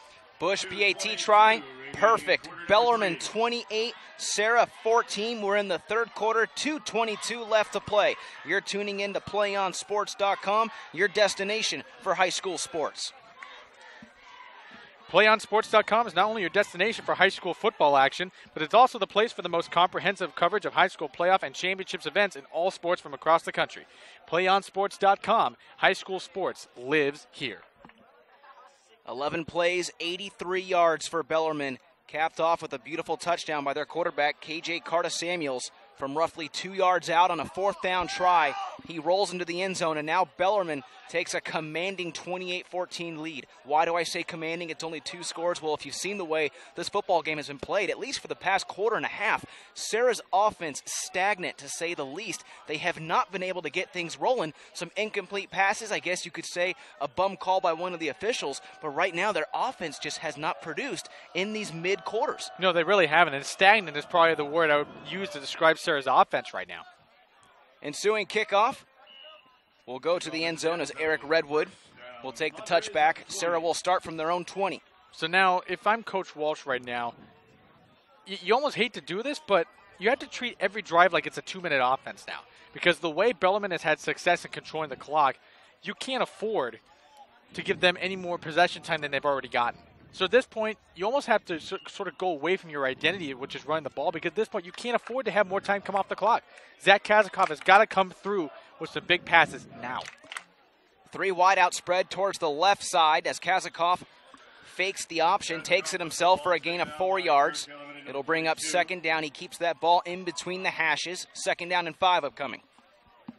The 5-yard gain is all well and good, but now we're coming on 2 minutes left here in the third quarter, so Serra's got to pick up the pace a little bit here. And I was shocked, actually, to see that offensive formation. They line up with 2 wide receivers way out. They have a slot wide receiver with his hands in his knees.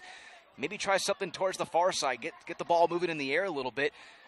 Instead, they decide to keep the ball in the hands of their quarterback, Kazakov. Here's a pitch to the far side, double pitch. Taking it on the 2nd try is Arco. Arco with room along the near side. Can he beat Vollner? Pushed out of bounds. Jared Vollner with the tackle along the near side.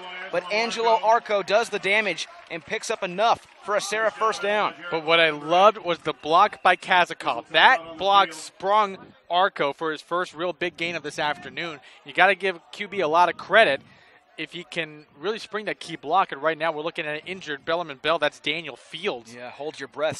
Starting outside linebacker. And don't forget, he was the man that picked up that fumble recovery for the Bells and ran it into the end zone. So he's down on the field around the Serra 27-yard line, being attended to by the training staff. There's 1 minute and 40 seconds remaining in the 3rd quarter. It's 28-14 in favor of Bellarmine. Glad to see Daniel Fields back up on his feet. The Bellarmine sideline applauding. He's a key player for that Bells defense. They want to get him back in there. Glad to see he's able to come off in his own power. No, absolutely. You're sort of breathing a collective exhale right there from the Bellarmine sideline and keep this drive alive. 1st and 10. Sanfilippo on the far side has some great blocking, lowers his shoulder, gets close to the 40-yard line. I say great blocking because it looked like that play was going to die maybe after 3 yards. Instead, he picks up close to 6 yards on the ground. Once again, that clock rolls. 9 minutes and 43 seconds left to play. And, of course, great blocking is one thing, but if the running back doesn't take advantage of it, it really does no good. So nice disciplined running there by Sanfilippo to really follow his blocks to the outside. That's really what's going to keep this clock moving and keep it going in Bellarmine's direction. 2nd down upcoming for Bellarmine.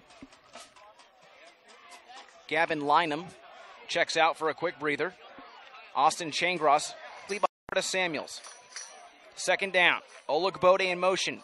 Carta Samuels rolls out to the left side, tied up by 3 Padre defenders, trying to strip that ball away, but he holds on. 3rd down upcoming. I was going to say, you could see the sense of urgency now for the Serra defenders. Any tackle they make, they are going after that ball, trying to strip it, trying to force that 3rd turnover of the game. Turnovers haven't really been the issue as far as for Serra's defense. They have forced 2, so they've kind of done their job there. But they've all been negated by allowing Bellarmine to make the big plays, so it's kind of canceled all that out. Serra trails by 7. Big 3rd down opportunity here for the Padre defense. Olugbode gets the pitch, gets the 1st down. Still churning. As he's knocked down on the far side of the field. He needed 1. He picks up about 7 yards. Another Bellarmine 1st down. It's really all he needs at that point. Just keep the clock moving, and they move the chains again. So, I mean, Serra's defense, you can kind of tell, starting to get a little worn down here. I mean, all the helmet smashing from the first 3 quarters is really starting to catch up with them now. 8 minutes and 25 seconds left to play in the 4th quarter. Bellarmine with the football, moving left to right. They have it on their own 48-yard line, left hash mark. Sanfilippo, the right side tailback. Changris, the tail definitely behind Carta Samuels. And that one just goes for a quick dive over towards the left side. I say definitely Changros because they're mixing it up a little bit. You expect Sam Filippo perhaps to come around, but Changros has been playing so well. He's really done a nice job blocking on those end-around tosses, especially when the quarterback rolls out. He's had a very good football game here this afternoon. Yeah, he really has, and it's not really a game that you would expect to show up on the stat sheet when you read the box scores on the following morning, but that's sort of one of the things you can appreciate about this game of football, that you can really tell who's standing out. They really don't need to stand out on the stat sheet per se, but key block here, a key block there, really all adds up in the big picture. 2nd down and 8. Different formation this time. 2 wide receivers at the bottom of your screen. Carter Samuels drops back. Beautiful pocket. Here comes the pass down the near sideline and broken up at the very last second. Vollner beat his man, but Justin Reyes came in at the last second to swat the ball away. If Carter Samuels had just a little bit more loft on that football, Bellarmine would have had 6. No, absolutely. And I was starting to wonder, oh boy, another big play there because Jared Vollner had his guy beat. But nice play there by Justin Reyes. Although I think he may have gotten away with a little push. But what I was seeing there may have gotten away with a little bit. But don't tell that to the Serra sideline. Well, no, I won't tell them that, obviously. But, I mean, just my little observation there. But a nice play on the ball by Justin Reyes, though. If you were tuning in that, actually, I believe it was the 3rd quarter, or I'm sorry, the 2nd quarter, they got away with a call down along the near sideline with one of their receivers. And the crowd's still a little bit upset after that one. Oh, yeah, I don't blame them. It's 3rd down. Carter Samuels in the shotgun this time. Fires near side, low. That was just a bad throw looking for Jared Vollner. He was lined up around the 50, but had to bring that up from his shoe tops. It's incomplete, and it's 4th down. Oh, a mental mistake there by Carter Samuels. That couldn't have come at a worse time because not only are they short, that stops the clock now with 7:13 left to go here in the 4th quarter. So if you're Serra right now, you got to be a little bit juiced because you've got a lot of clock to work with. And you got the type of offense where you can drain all 7 minutes left if you wanted to do that. Kavamaka back deep to return the football. Accompanying him is Aesop Winston. Here's Bush to punt. He gets this one away. It's a low end-over-end punt. Bounces at the 40. At the 20, I should say. And it's down by a Bellarmine return man, Jaden Sawyer. So Serra will have the football on their own 20-yard line with 7 minutes and 4 seconds left to play in the 4th quarter. They trail by 7. This will be a nice distance for the Serra offense to go because now you've got about 7 minutes.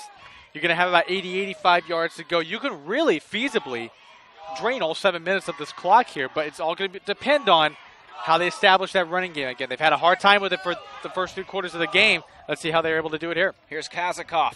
Pass complete towards the near flat. He just dumped that one off to his tailback, or one of his inside wide receivers, I should say. That's Kava Cassidy picking up the reception, his first catch in the ballgame.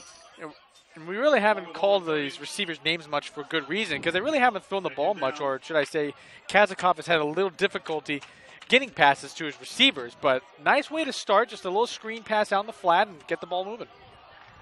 Here's Redwood. Redwood had a hole, still on his feet, bounces away along the near sideline, and he's gone. To the house, Eric Redwood. Touchdown, Serra.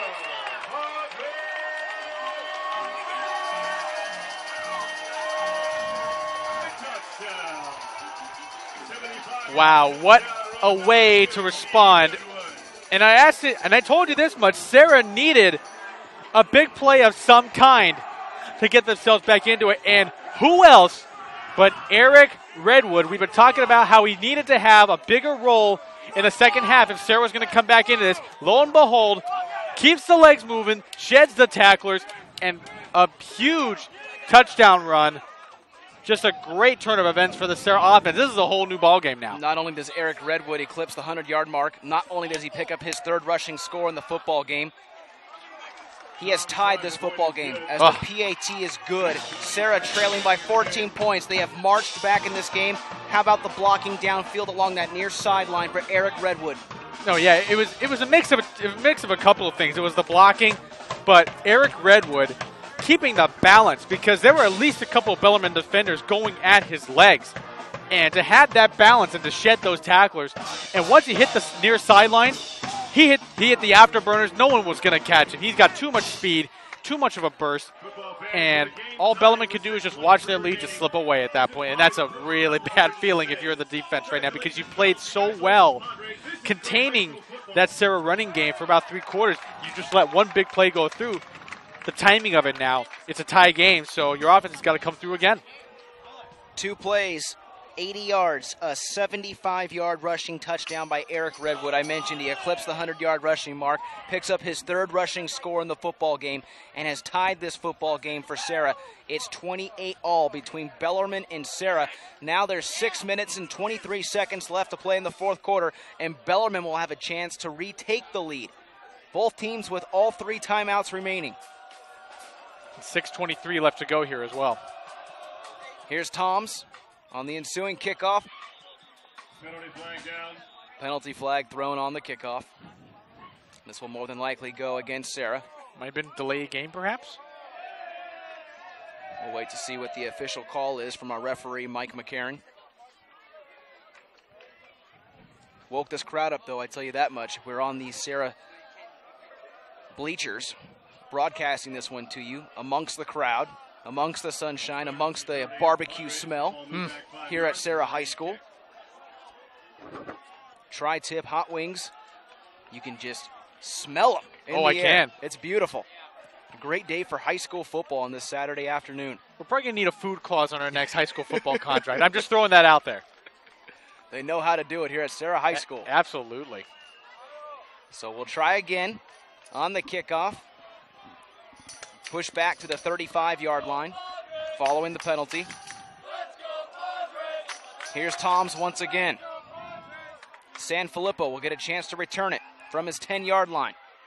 Follows his blockers, goes left side, and is finally brought down at the 30. And of course, our angle, at least from our end, is a little impeded because the Serra cheering section now is sort of on their feet. They've been that way all game, and they finally had something to cheer about here in this 4th quarter. But now they're going to have to will their defense now to get that big stop. It's been sort of elusive for them this entire second half, but now's the time to get it.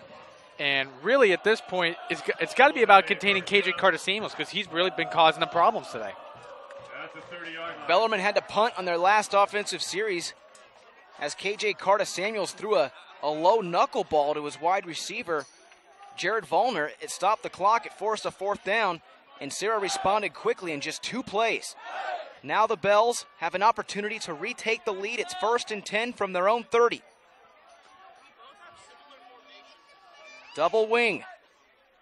As Carter-Samuels is hit, he tried to pitch the ball and is able to pick up a couple yards. Hitting him in the backfield was Molly Pi. I thought he was going to bring him down for a 2-yard loss. How did he escape?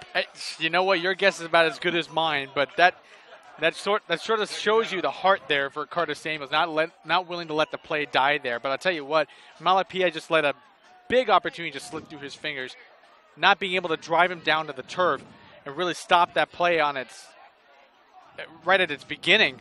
I'll tell you what, I'm not sure how big of a role it's going to play, but I'll tell you, that's probably going to be in the back of Malapai's mind as to say, man, missed opportunity there. Could have been a loss of close to 4 yards. Instead, Carter-Samuels slips away and picks up about a half a yard, so it's 2nd down and 9. Carter-Samuels will go from the shotgun this time. 4 wide receivers, 2 to each side. He looks left, throws left, hits his man who catches it with one hand. Are you kidding me? Henry Armistead pulls it in. Best catch of the afternoon. That play is going on a highlight reel somewhere. The one-handed catch over the back shoulder, far sideline, stays in bounds, doing everything you need to. KJ Carter-Samuels, again, just a great throw there, but I'll tell you what, even better catch by Henry Armistead. Wow. Armistead's first reception of the football game. Couldn't have come at a better time, too. My goodness, what a grab, reaching out with one hand like a champ. 1st and 10. Bellarmine at their own 45. Same formation, shotgun, 2 wide receivers to each side. Ball is placed in the left hash mark. Carter-Samuels immediately under pressure. Now he rushes near side. And Serra drills him. Late flag comes in. Ooh, and it appeared maybe that was helmet to helmet as Carter-Samuels was falling down. Maybe a late hit out of bounds. It could be in the personal foul variety. If it is huge against Serra. Now listen, I know that emotions sort of run high with these types of games, especially with this being a 1 versus 2. But sometimes you've got to keep your emotions in check and play smart. And we got to see who this penalty is against. But if it's against Serra, mental mistakes happening at the worst time. Oh my. But it looks like it's against Bellarmine. The penalty goes against Bellarmine. Wow. And we would have loved to call out the tackle on that play or the group of people who brought him down. But, folks, we've got a whole group, a whole cheering stand of Serra fans in front of us. Yeah. That play happened along the near sideline. Difficult to make out who made the tackle and what the penalty was. Right, exactly. I couldn't even see it. But in the meantime, it's 1st and 10 for Bellarmine. Following the penalty, it's 1st and 20. Here's Carter Samuels rolling out. Has a man down the field. That's Vollner. Slips one tackle, but falls forward. Can't beat the second. Jared Vollner again picks up 10 yards. Oh, man. Bad things were going to happen if that second guy did not wrap up Vollner and bring him down, because if he had evaded that second tackler, he had visions of a game-breaking touchdown dancing in his head right around there, because the first guy missed him. Thank goodness for that touchdown-saving second tackle. That does not happen. Bellarmine takes the lead again. 2nd down and 10 following the 10-yard reception by Jared Vollner. Vollner is the wide receiver at the top of your screen, being covered one-on-one. Man coverage shown by Serra's defensive back. Sanfilippo in motion from far side to near. Carter Samuels drops back, sets up, hits Olugbode, the tight end. I beg your pardon. That's actually Alex Abiog getting his first catch in the football game. So we have a couple players stepping up big time. Armistead a few moments ago, and now Abiog from the tight end position brings up 3rd and 4. And they've been relatively silent for about 3/4 of this game, and now they're really being asked to step up here in this 4th quarter drive.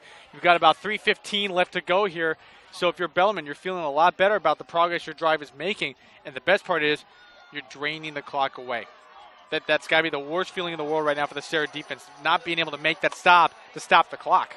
Approximately 3 minutes left to play and marching. 3rd down. Carter Samuels hands it off. Olugbode goes middle, tripped up. He'll be short of the 1st down marker by at least 2 yards. It's 4th and 2. Well, now this is a very interesting call here. You're at a 4th and short. You're near midfield. I don't know. This is a tough call here. It seems to me it looks like they're going to punt it away. I don't see Carter Samuels going back onto the field here. So Coach Janda is really going to put a lot of trust in his defense to make that big stop to at least send this game into overtime. I'll tell you what, the Serra Padres have one last chance to keep that unblemished record intact. Gutsy call by Janda, as Serra has scored 2 touchdowns in this 4th quarter, both by Eric Redwood on the ground. And another penalty against Bellarmine, so looks like they're going backwards at the worst possible time. May only be a few yards, but I'll tell you, that gives the punt returner for Serra a little bit extra room to go one. I don't think they'll mind all that much, and I'll tell you why. You got Bush, who's lined up at his own 35-yard line. Right. This kid has proven he can punt. If anything, it may have given him more room to work to try to corner that football. Good point. Let's see if he can do it. Here's Bush booting it away, a nice high spiraling punt. It will bounce. No, it's fair caught inside the 5-yard line. Oh, goodness. Generally, you're taught from the punt returner position as Aesop Winston fair caught the football that if you're standing at the 10 and you signal fair catch, get away from it. Let the ball bounce in the end zone. Instead, Aesop fair caught the ball, fell backwards, could have dropped it, and Serra will have the ball inside their own 5. Well, there's really no winning solution out of that. At that point, like you said, he's within his own 5. Just wave it off and just let it bounce. I mean, look, if Bellarmine gets it within the 5, so be it. Sometimes you can't control the bounces. But a lot of times, more often than not, that ball will bounce into the end zone. So now Serra's got themselves backed against the wall. This will be a simple handoff to Redwood, who's dragging a couple players close to the 7-yard line. Folks, there's 1 minute and 55 seconds marching away in the game clock. We're in the 4th quarter, all tied up at 28. It's going to bring up 2nd down and 6. Bellarmine has all 3 timeouts remaining if Serra cannot get out of their own 10. Well, the worst part is you can't really exactly call a pass play because you'd be sending Kazakov to drop back into his own end zone. Exactly. So that's the other worst part of it, too. Kazakov directly under center, pitches it far side. Tailback with some room to work, but it will be short of the first down marker. That's Angelo Arco.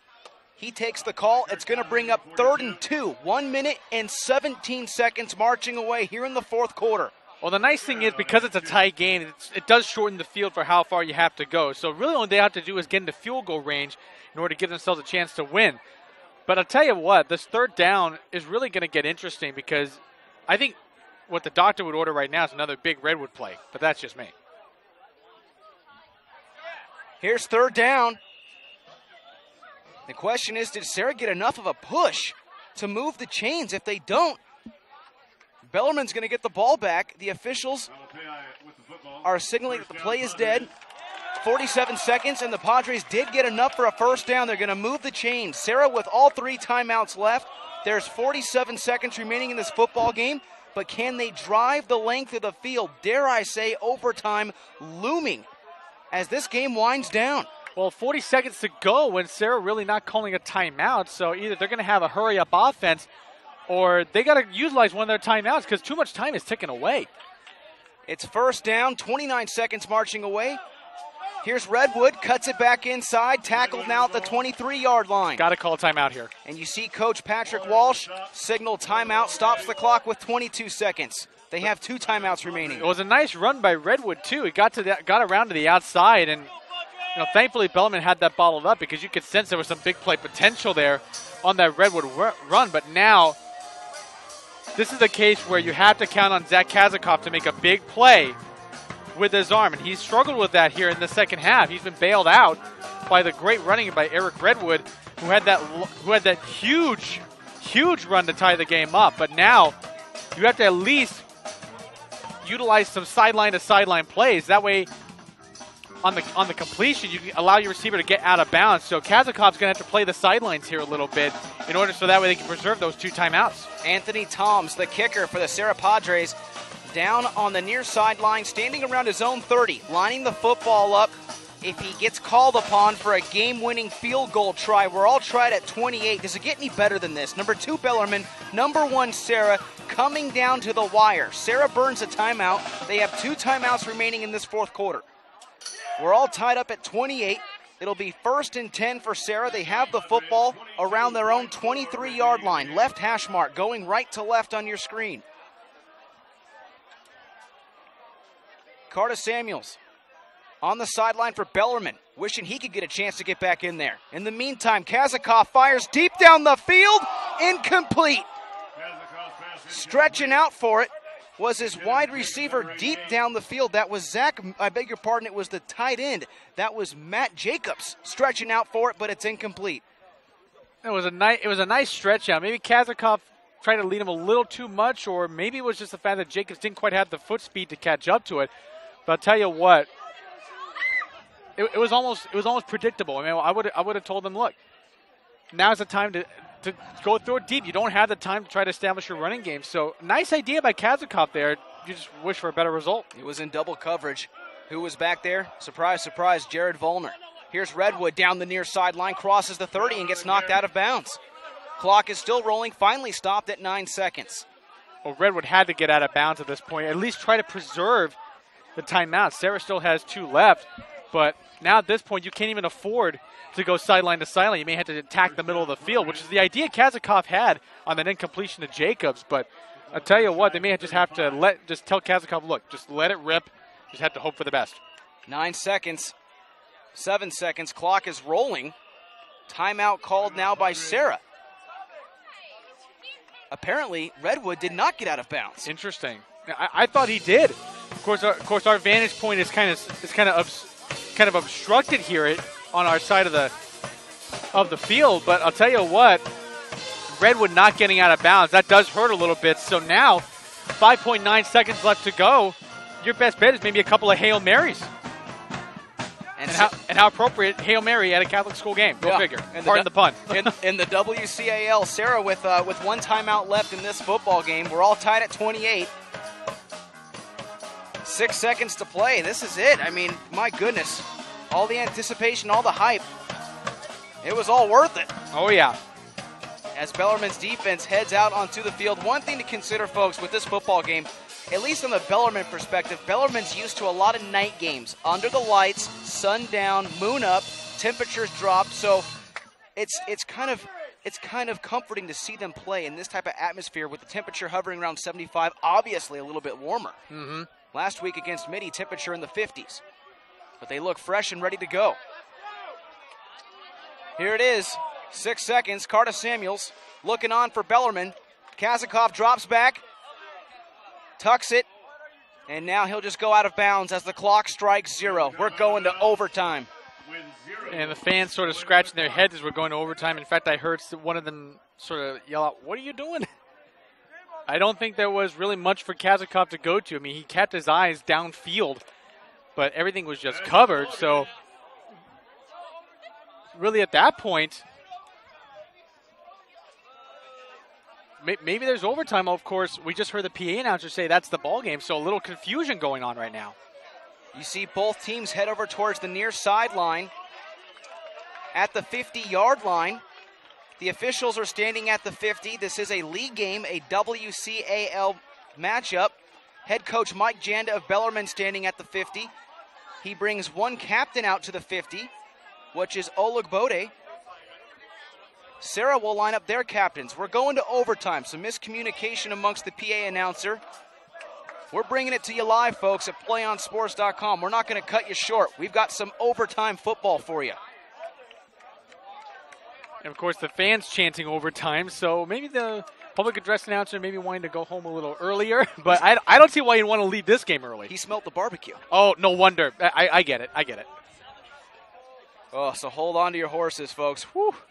We've played 4. 4's not enough. We're going overtime as the captains are down on the field. Coach Patrick Walsh of Serra giving his captain some last-second instructions before they meet at the field for the coin toss to determine the rules here for high school overtime.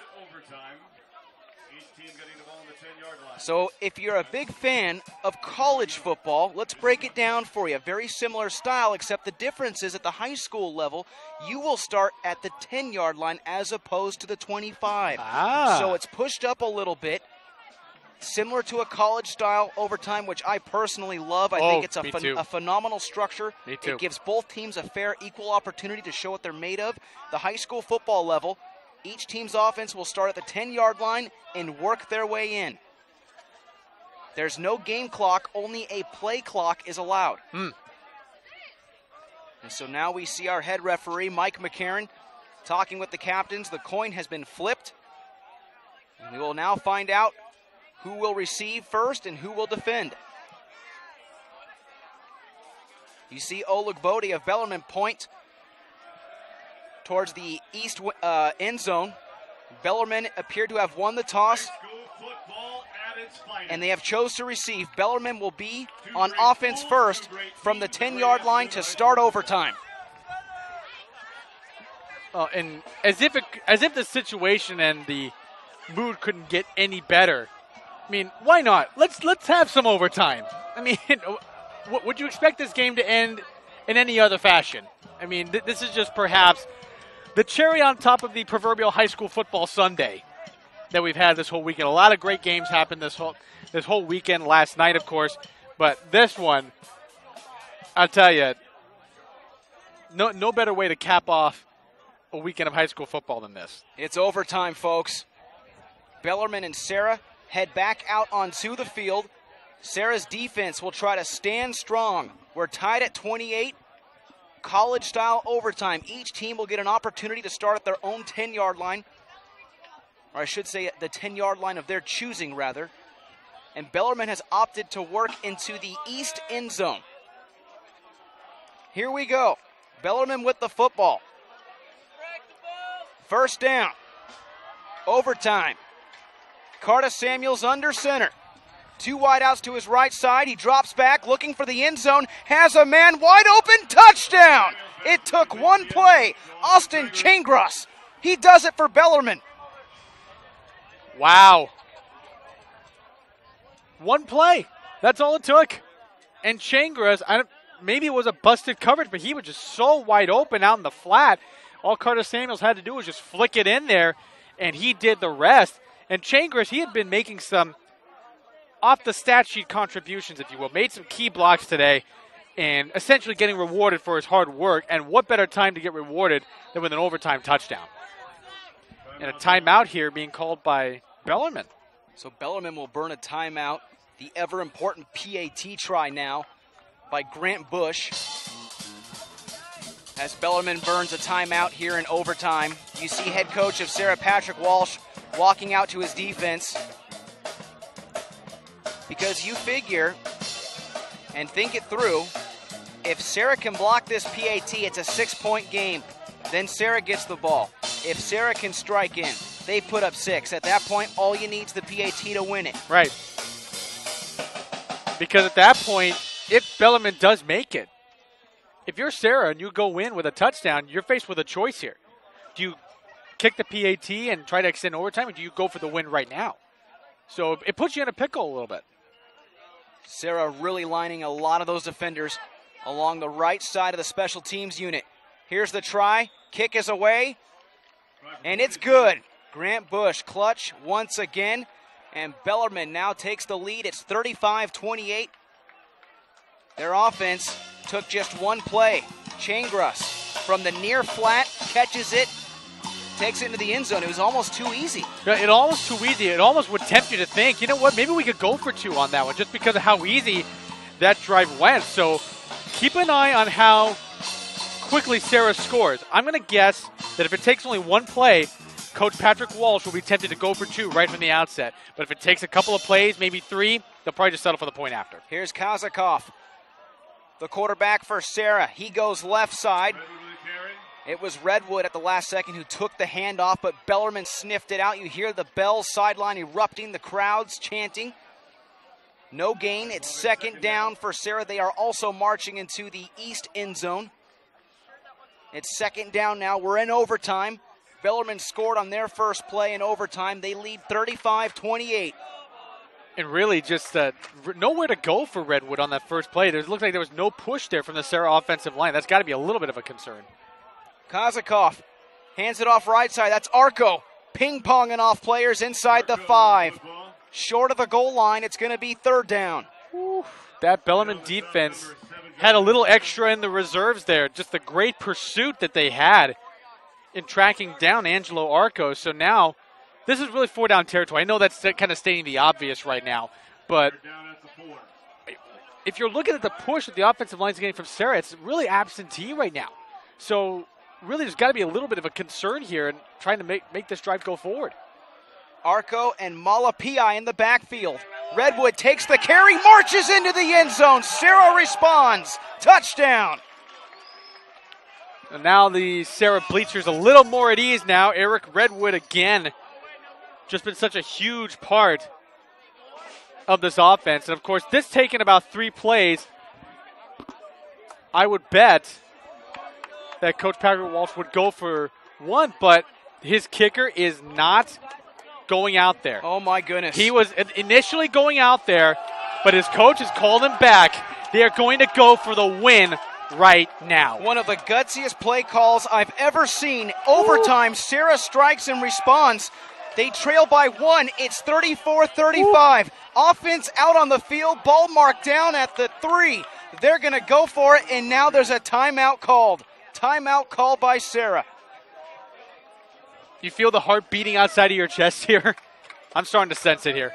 No timeout after all, as the offense comes to the line of scrimmage. Now the whistles blow. You saw Patrick Walsh saying, hey, wait a second, I called timeout. He wants to talk to his offense. Well, they were so anxious and ready to go that they forgot that timeout was called. But the clue I had was the kicker for Serra, Anthony Toms, was initially going out there, starts to walk back, and starts to do the motion to the stands like, hey, come on, get loud here. That was the first clue to me. That was the first clue to me saying, oh boy, they're going to go for the win here. They're not wasting any time. And, of course, a reminder, stay tuned for the PlayOnSports.com post-game show. We're going to select our player of the game. We got plenty of options to choose from and wrap up all the action from this ball game. That's coming up following the game on your destination for high school sports, PlayOnSports.com. Kicker stays on the sideline, Phillip. This is it. Woo. This is it. If Serra punches it in, they win. If they get stuffed, Bellarmine wins. Who will prevail? How else would you have this game end? This is the quintessential finish. Kazakov under center. Man in motion. Redwood left side looking for a hole. He's not in. He's not in. Bellarmine stuffs it. Bellarmine wins 35-34. Oh, what a finish. And you could tell Eric Redwood stayed on the ground for a little bit.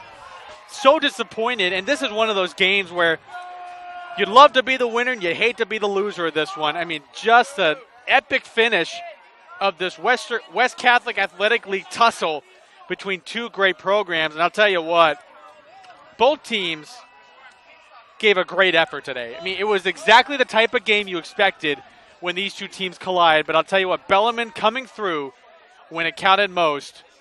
A great effort by both teams. And congratulations to the Bellarmine Bells in making the West Catholic race a little more interesting now.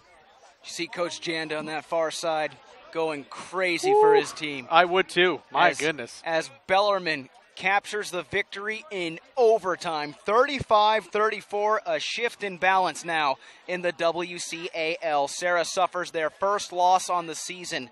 What a football game. Oof. What a football game, Very folks. much so. Don't go anywhere. When we come back, Philip and I will select our player of the game. Following that, I will have a live interview with that player. Then we'll bring you the PlayOnSports.com post-game show. A lot more action coming up.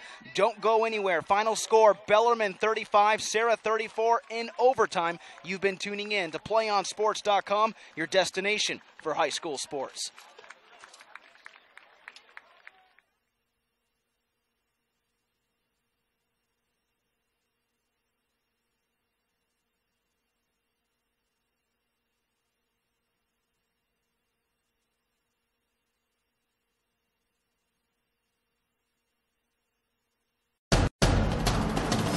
We can get a player up here. Oh, that's good stuff. All right, perfect. Prepare a Wiley Ballard graphic. Do you want me to start the stream? Start the stream. Camera 3. Beautiful. We're coming in on 1. For more information on how your school can join the Play On School broadcast program, go to playonsports.com/SBP.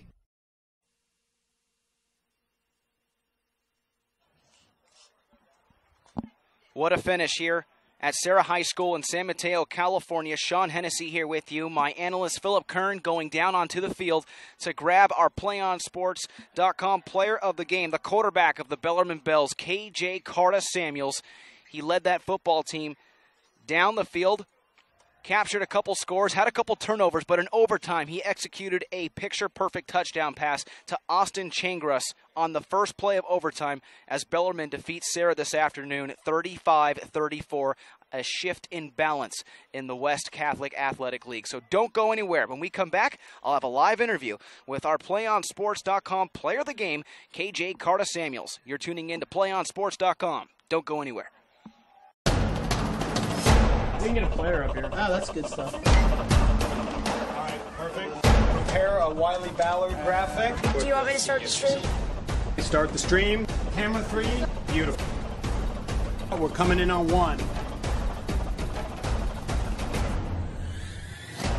For more information on how your school can join the Play On School broadcast program, go to playonsports.com/SBP.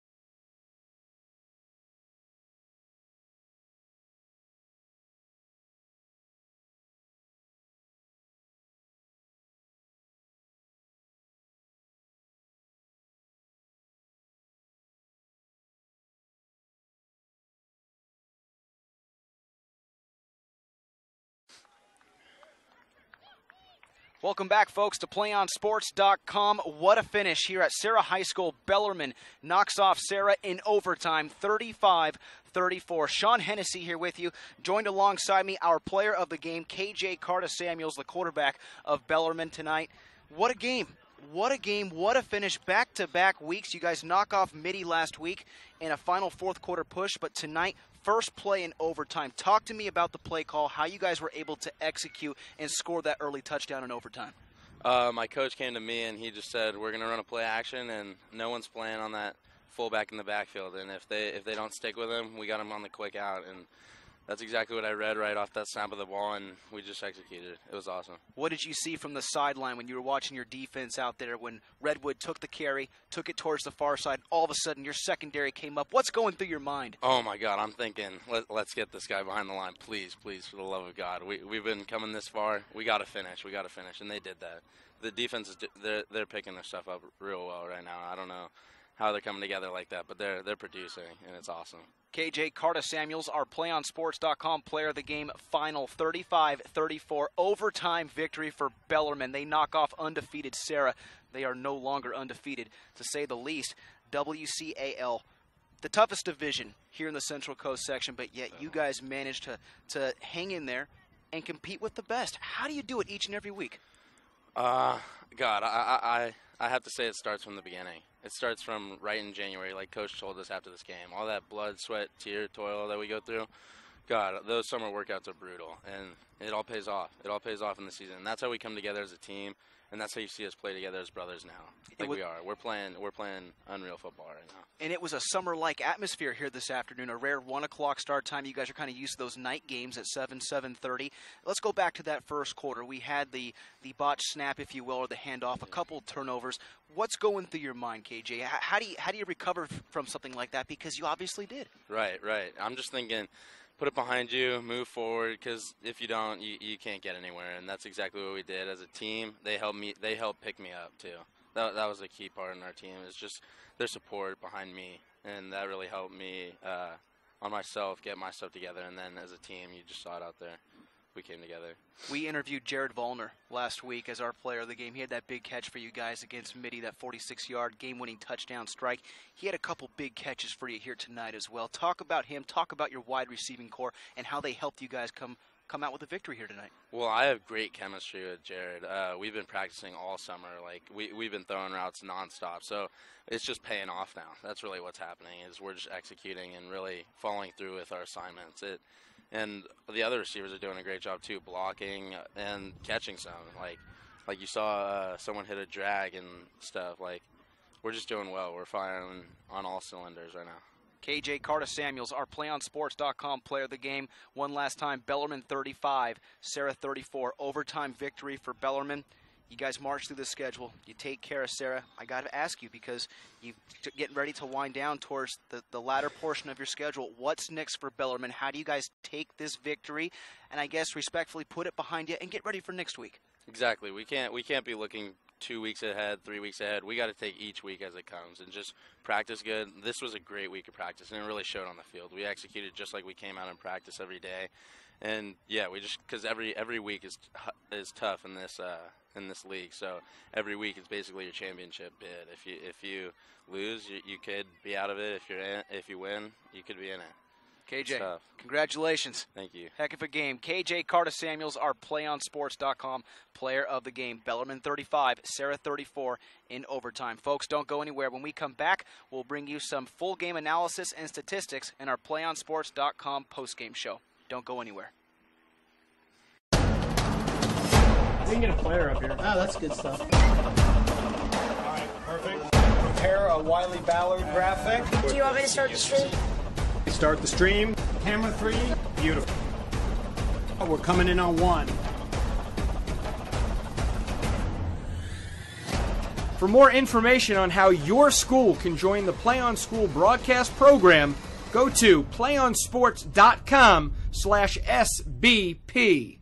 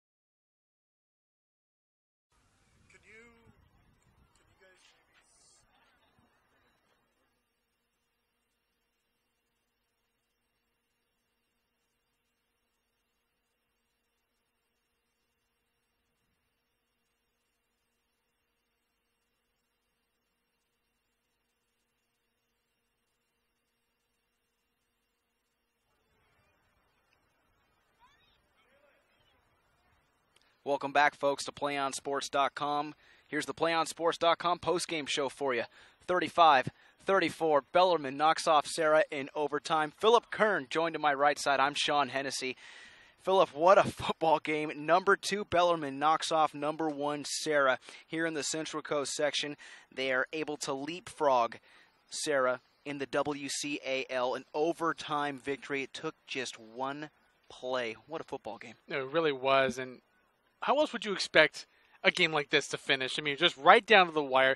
You really can't expect anything less when two teams in the top 100 in the state of California. I mean, let's just disregard the CCS rankings for a minute. We're talking top teams in the entire state. And having them clash like this, with first place in the West Catholic League on the line, I mean, you couldn't ask for anything more at stake. And for all the marbles here, I mean, both teams were step for step. I mean, they were even with each other. But Bellarmine came through with the big plays when they needed it most. I want to go back to your interview with KJ Carter-Samuels here a few minutes ago. I remember telling you at halftime, I'm expecting to see the play action take more of a role in the second half. And how does Bellarmine win it? Play action to Changris right there in the near sideline to win it. I tell you what, it was starting to open up there. And just the fact that KJ Carter-Samuels, so mentally tough to overcome those early mistakes and become our player of the game today. What a showing. It was just absolutely fantastic. Let's talk about that last play call by head coach Patrick Walsh of Serra High School. It's one of the more gutsier calls that you'll see. Let's be honest. Your team scores a touchdown. You respond in overtime. Now you got a chance to go for the PAT. You got a chance to tie it up, okay? He says, you know what, the heck with that. We're going to go for 2 and try to capture this victory. I want to know your thoughts on the play call. Letting Redwood take it to the far side.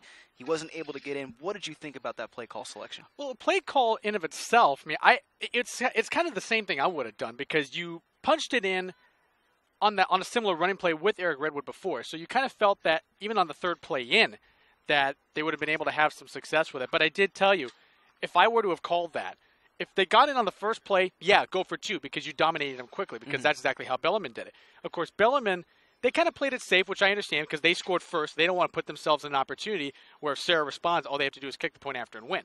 So Bellarmine played it right there. Serra, on the other hand, I mentioned this to you, if it took about 2 or 3 plays, the concern for me was the push in the offensive line. And even on the third play when Redwood got in, it was more of Redwood's efforts in the offensive line.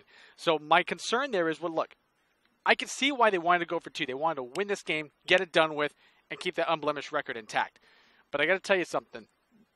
Just those little details there, the push the offensive line was not getting, at least on that last sequence, started to concern me a little bit. So I can understand why they went for 2 at that point, but just for some reason, they were not getting that push when they needed to. And give the Bellarmine linebackers credit. What pursuit they had on that last bit there. And Redwood is fleet of foot. We already saw that he had that big touchdown run to tie the game up.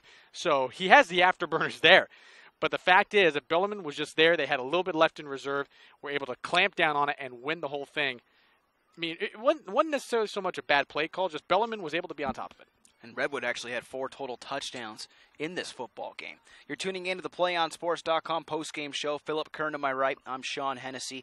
Bellarmine comes out on top, 35-34. They're able to leapfrog Serra, give Serra their first loss on the season. So Serra now advances to 5-1. Bellarmine's victorious. They capture the W.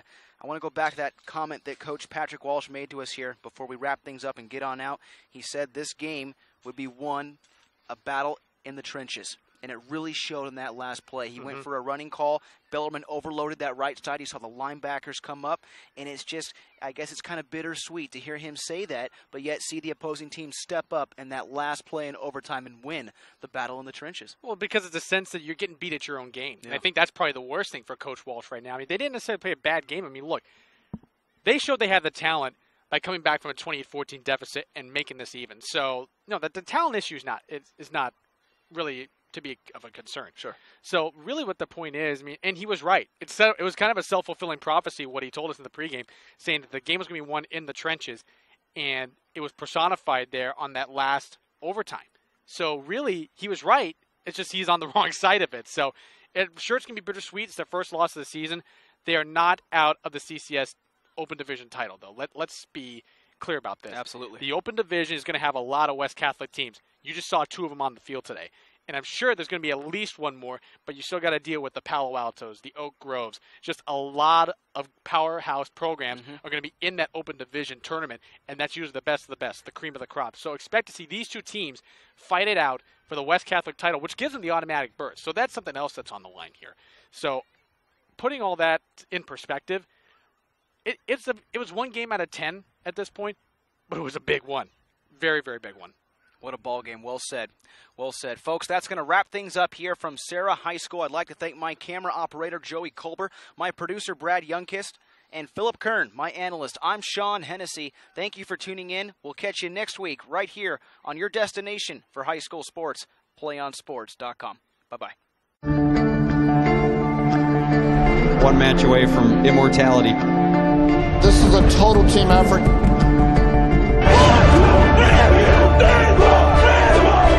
We're gonna come at you. One shot.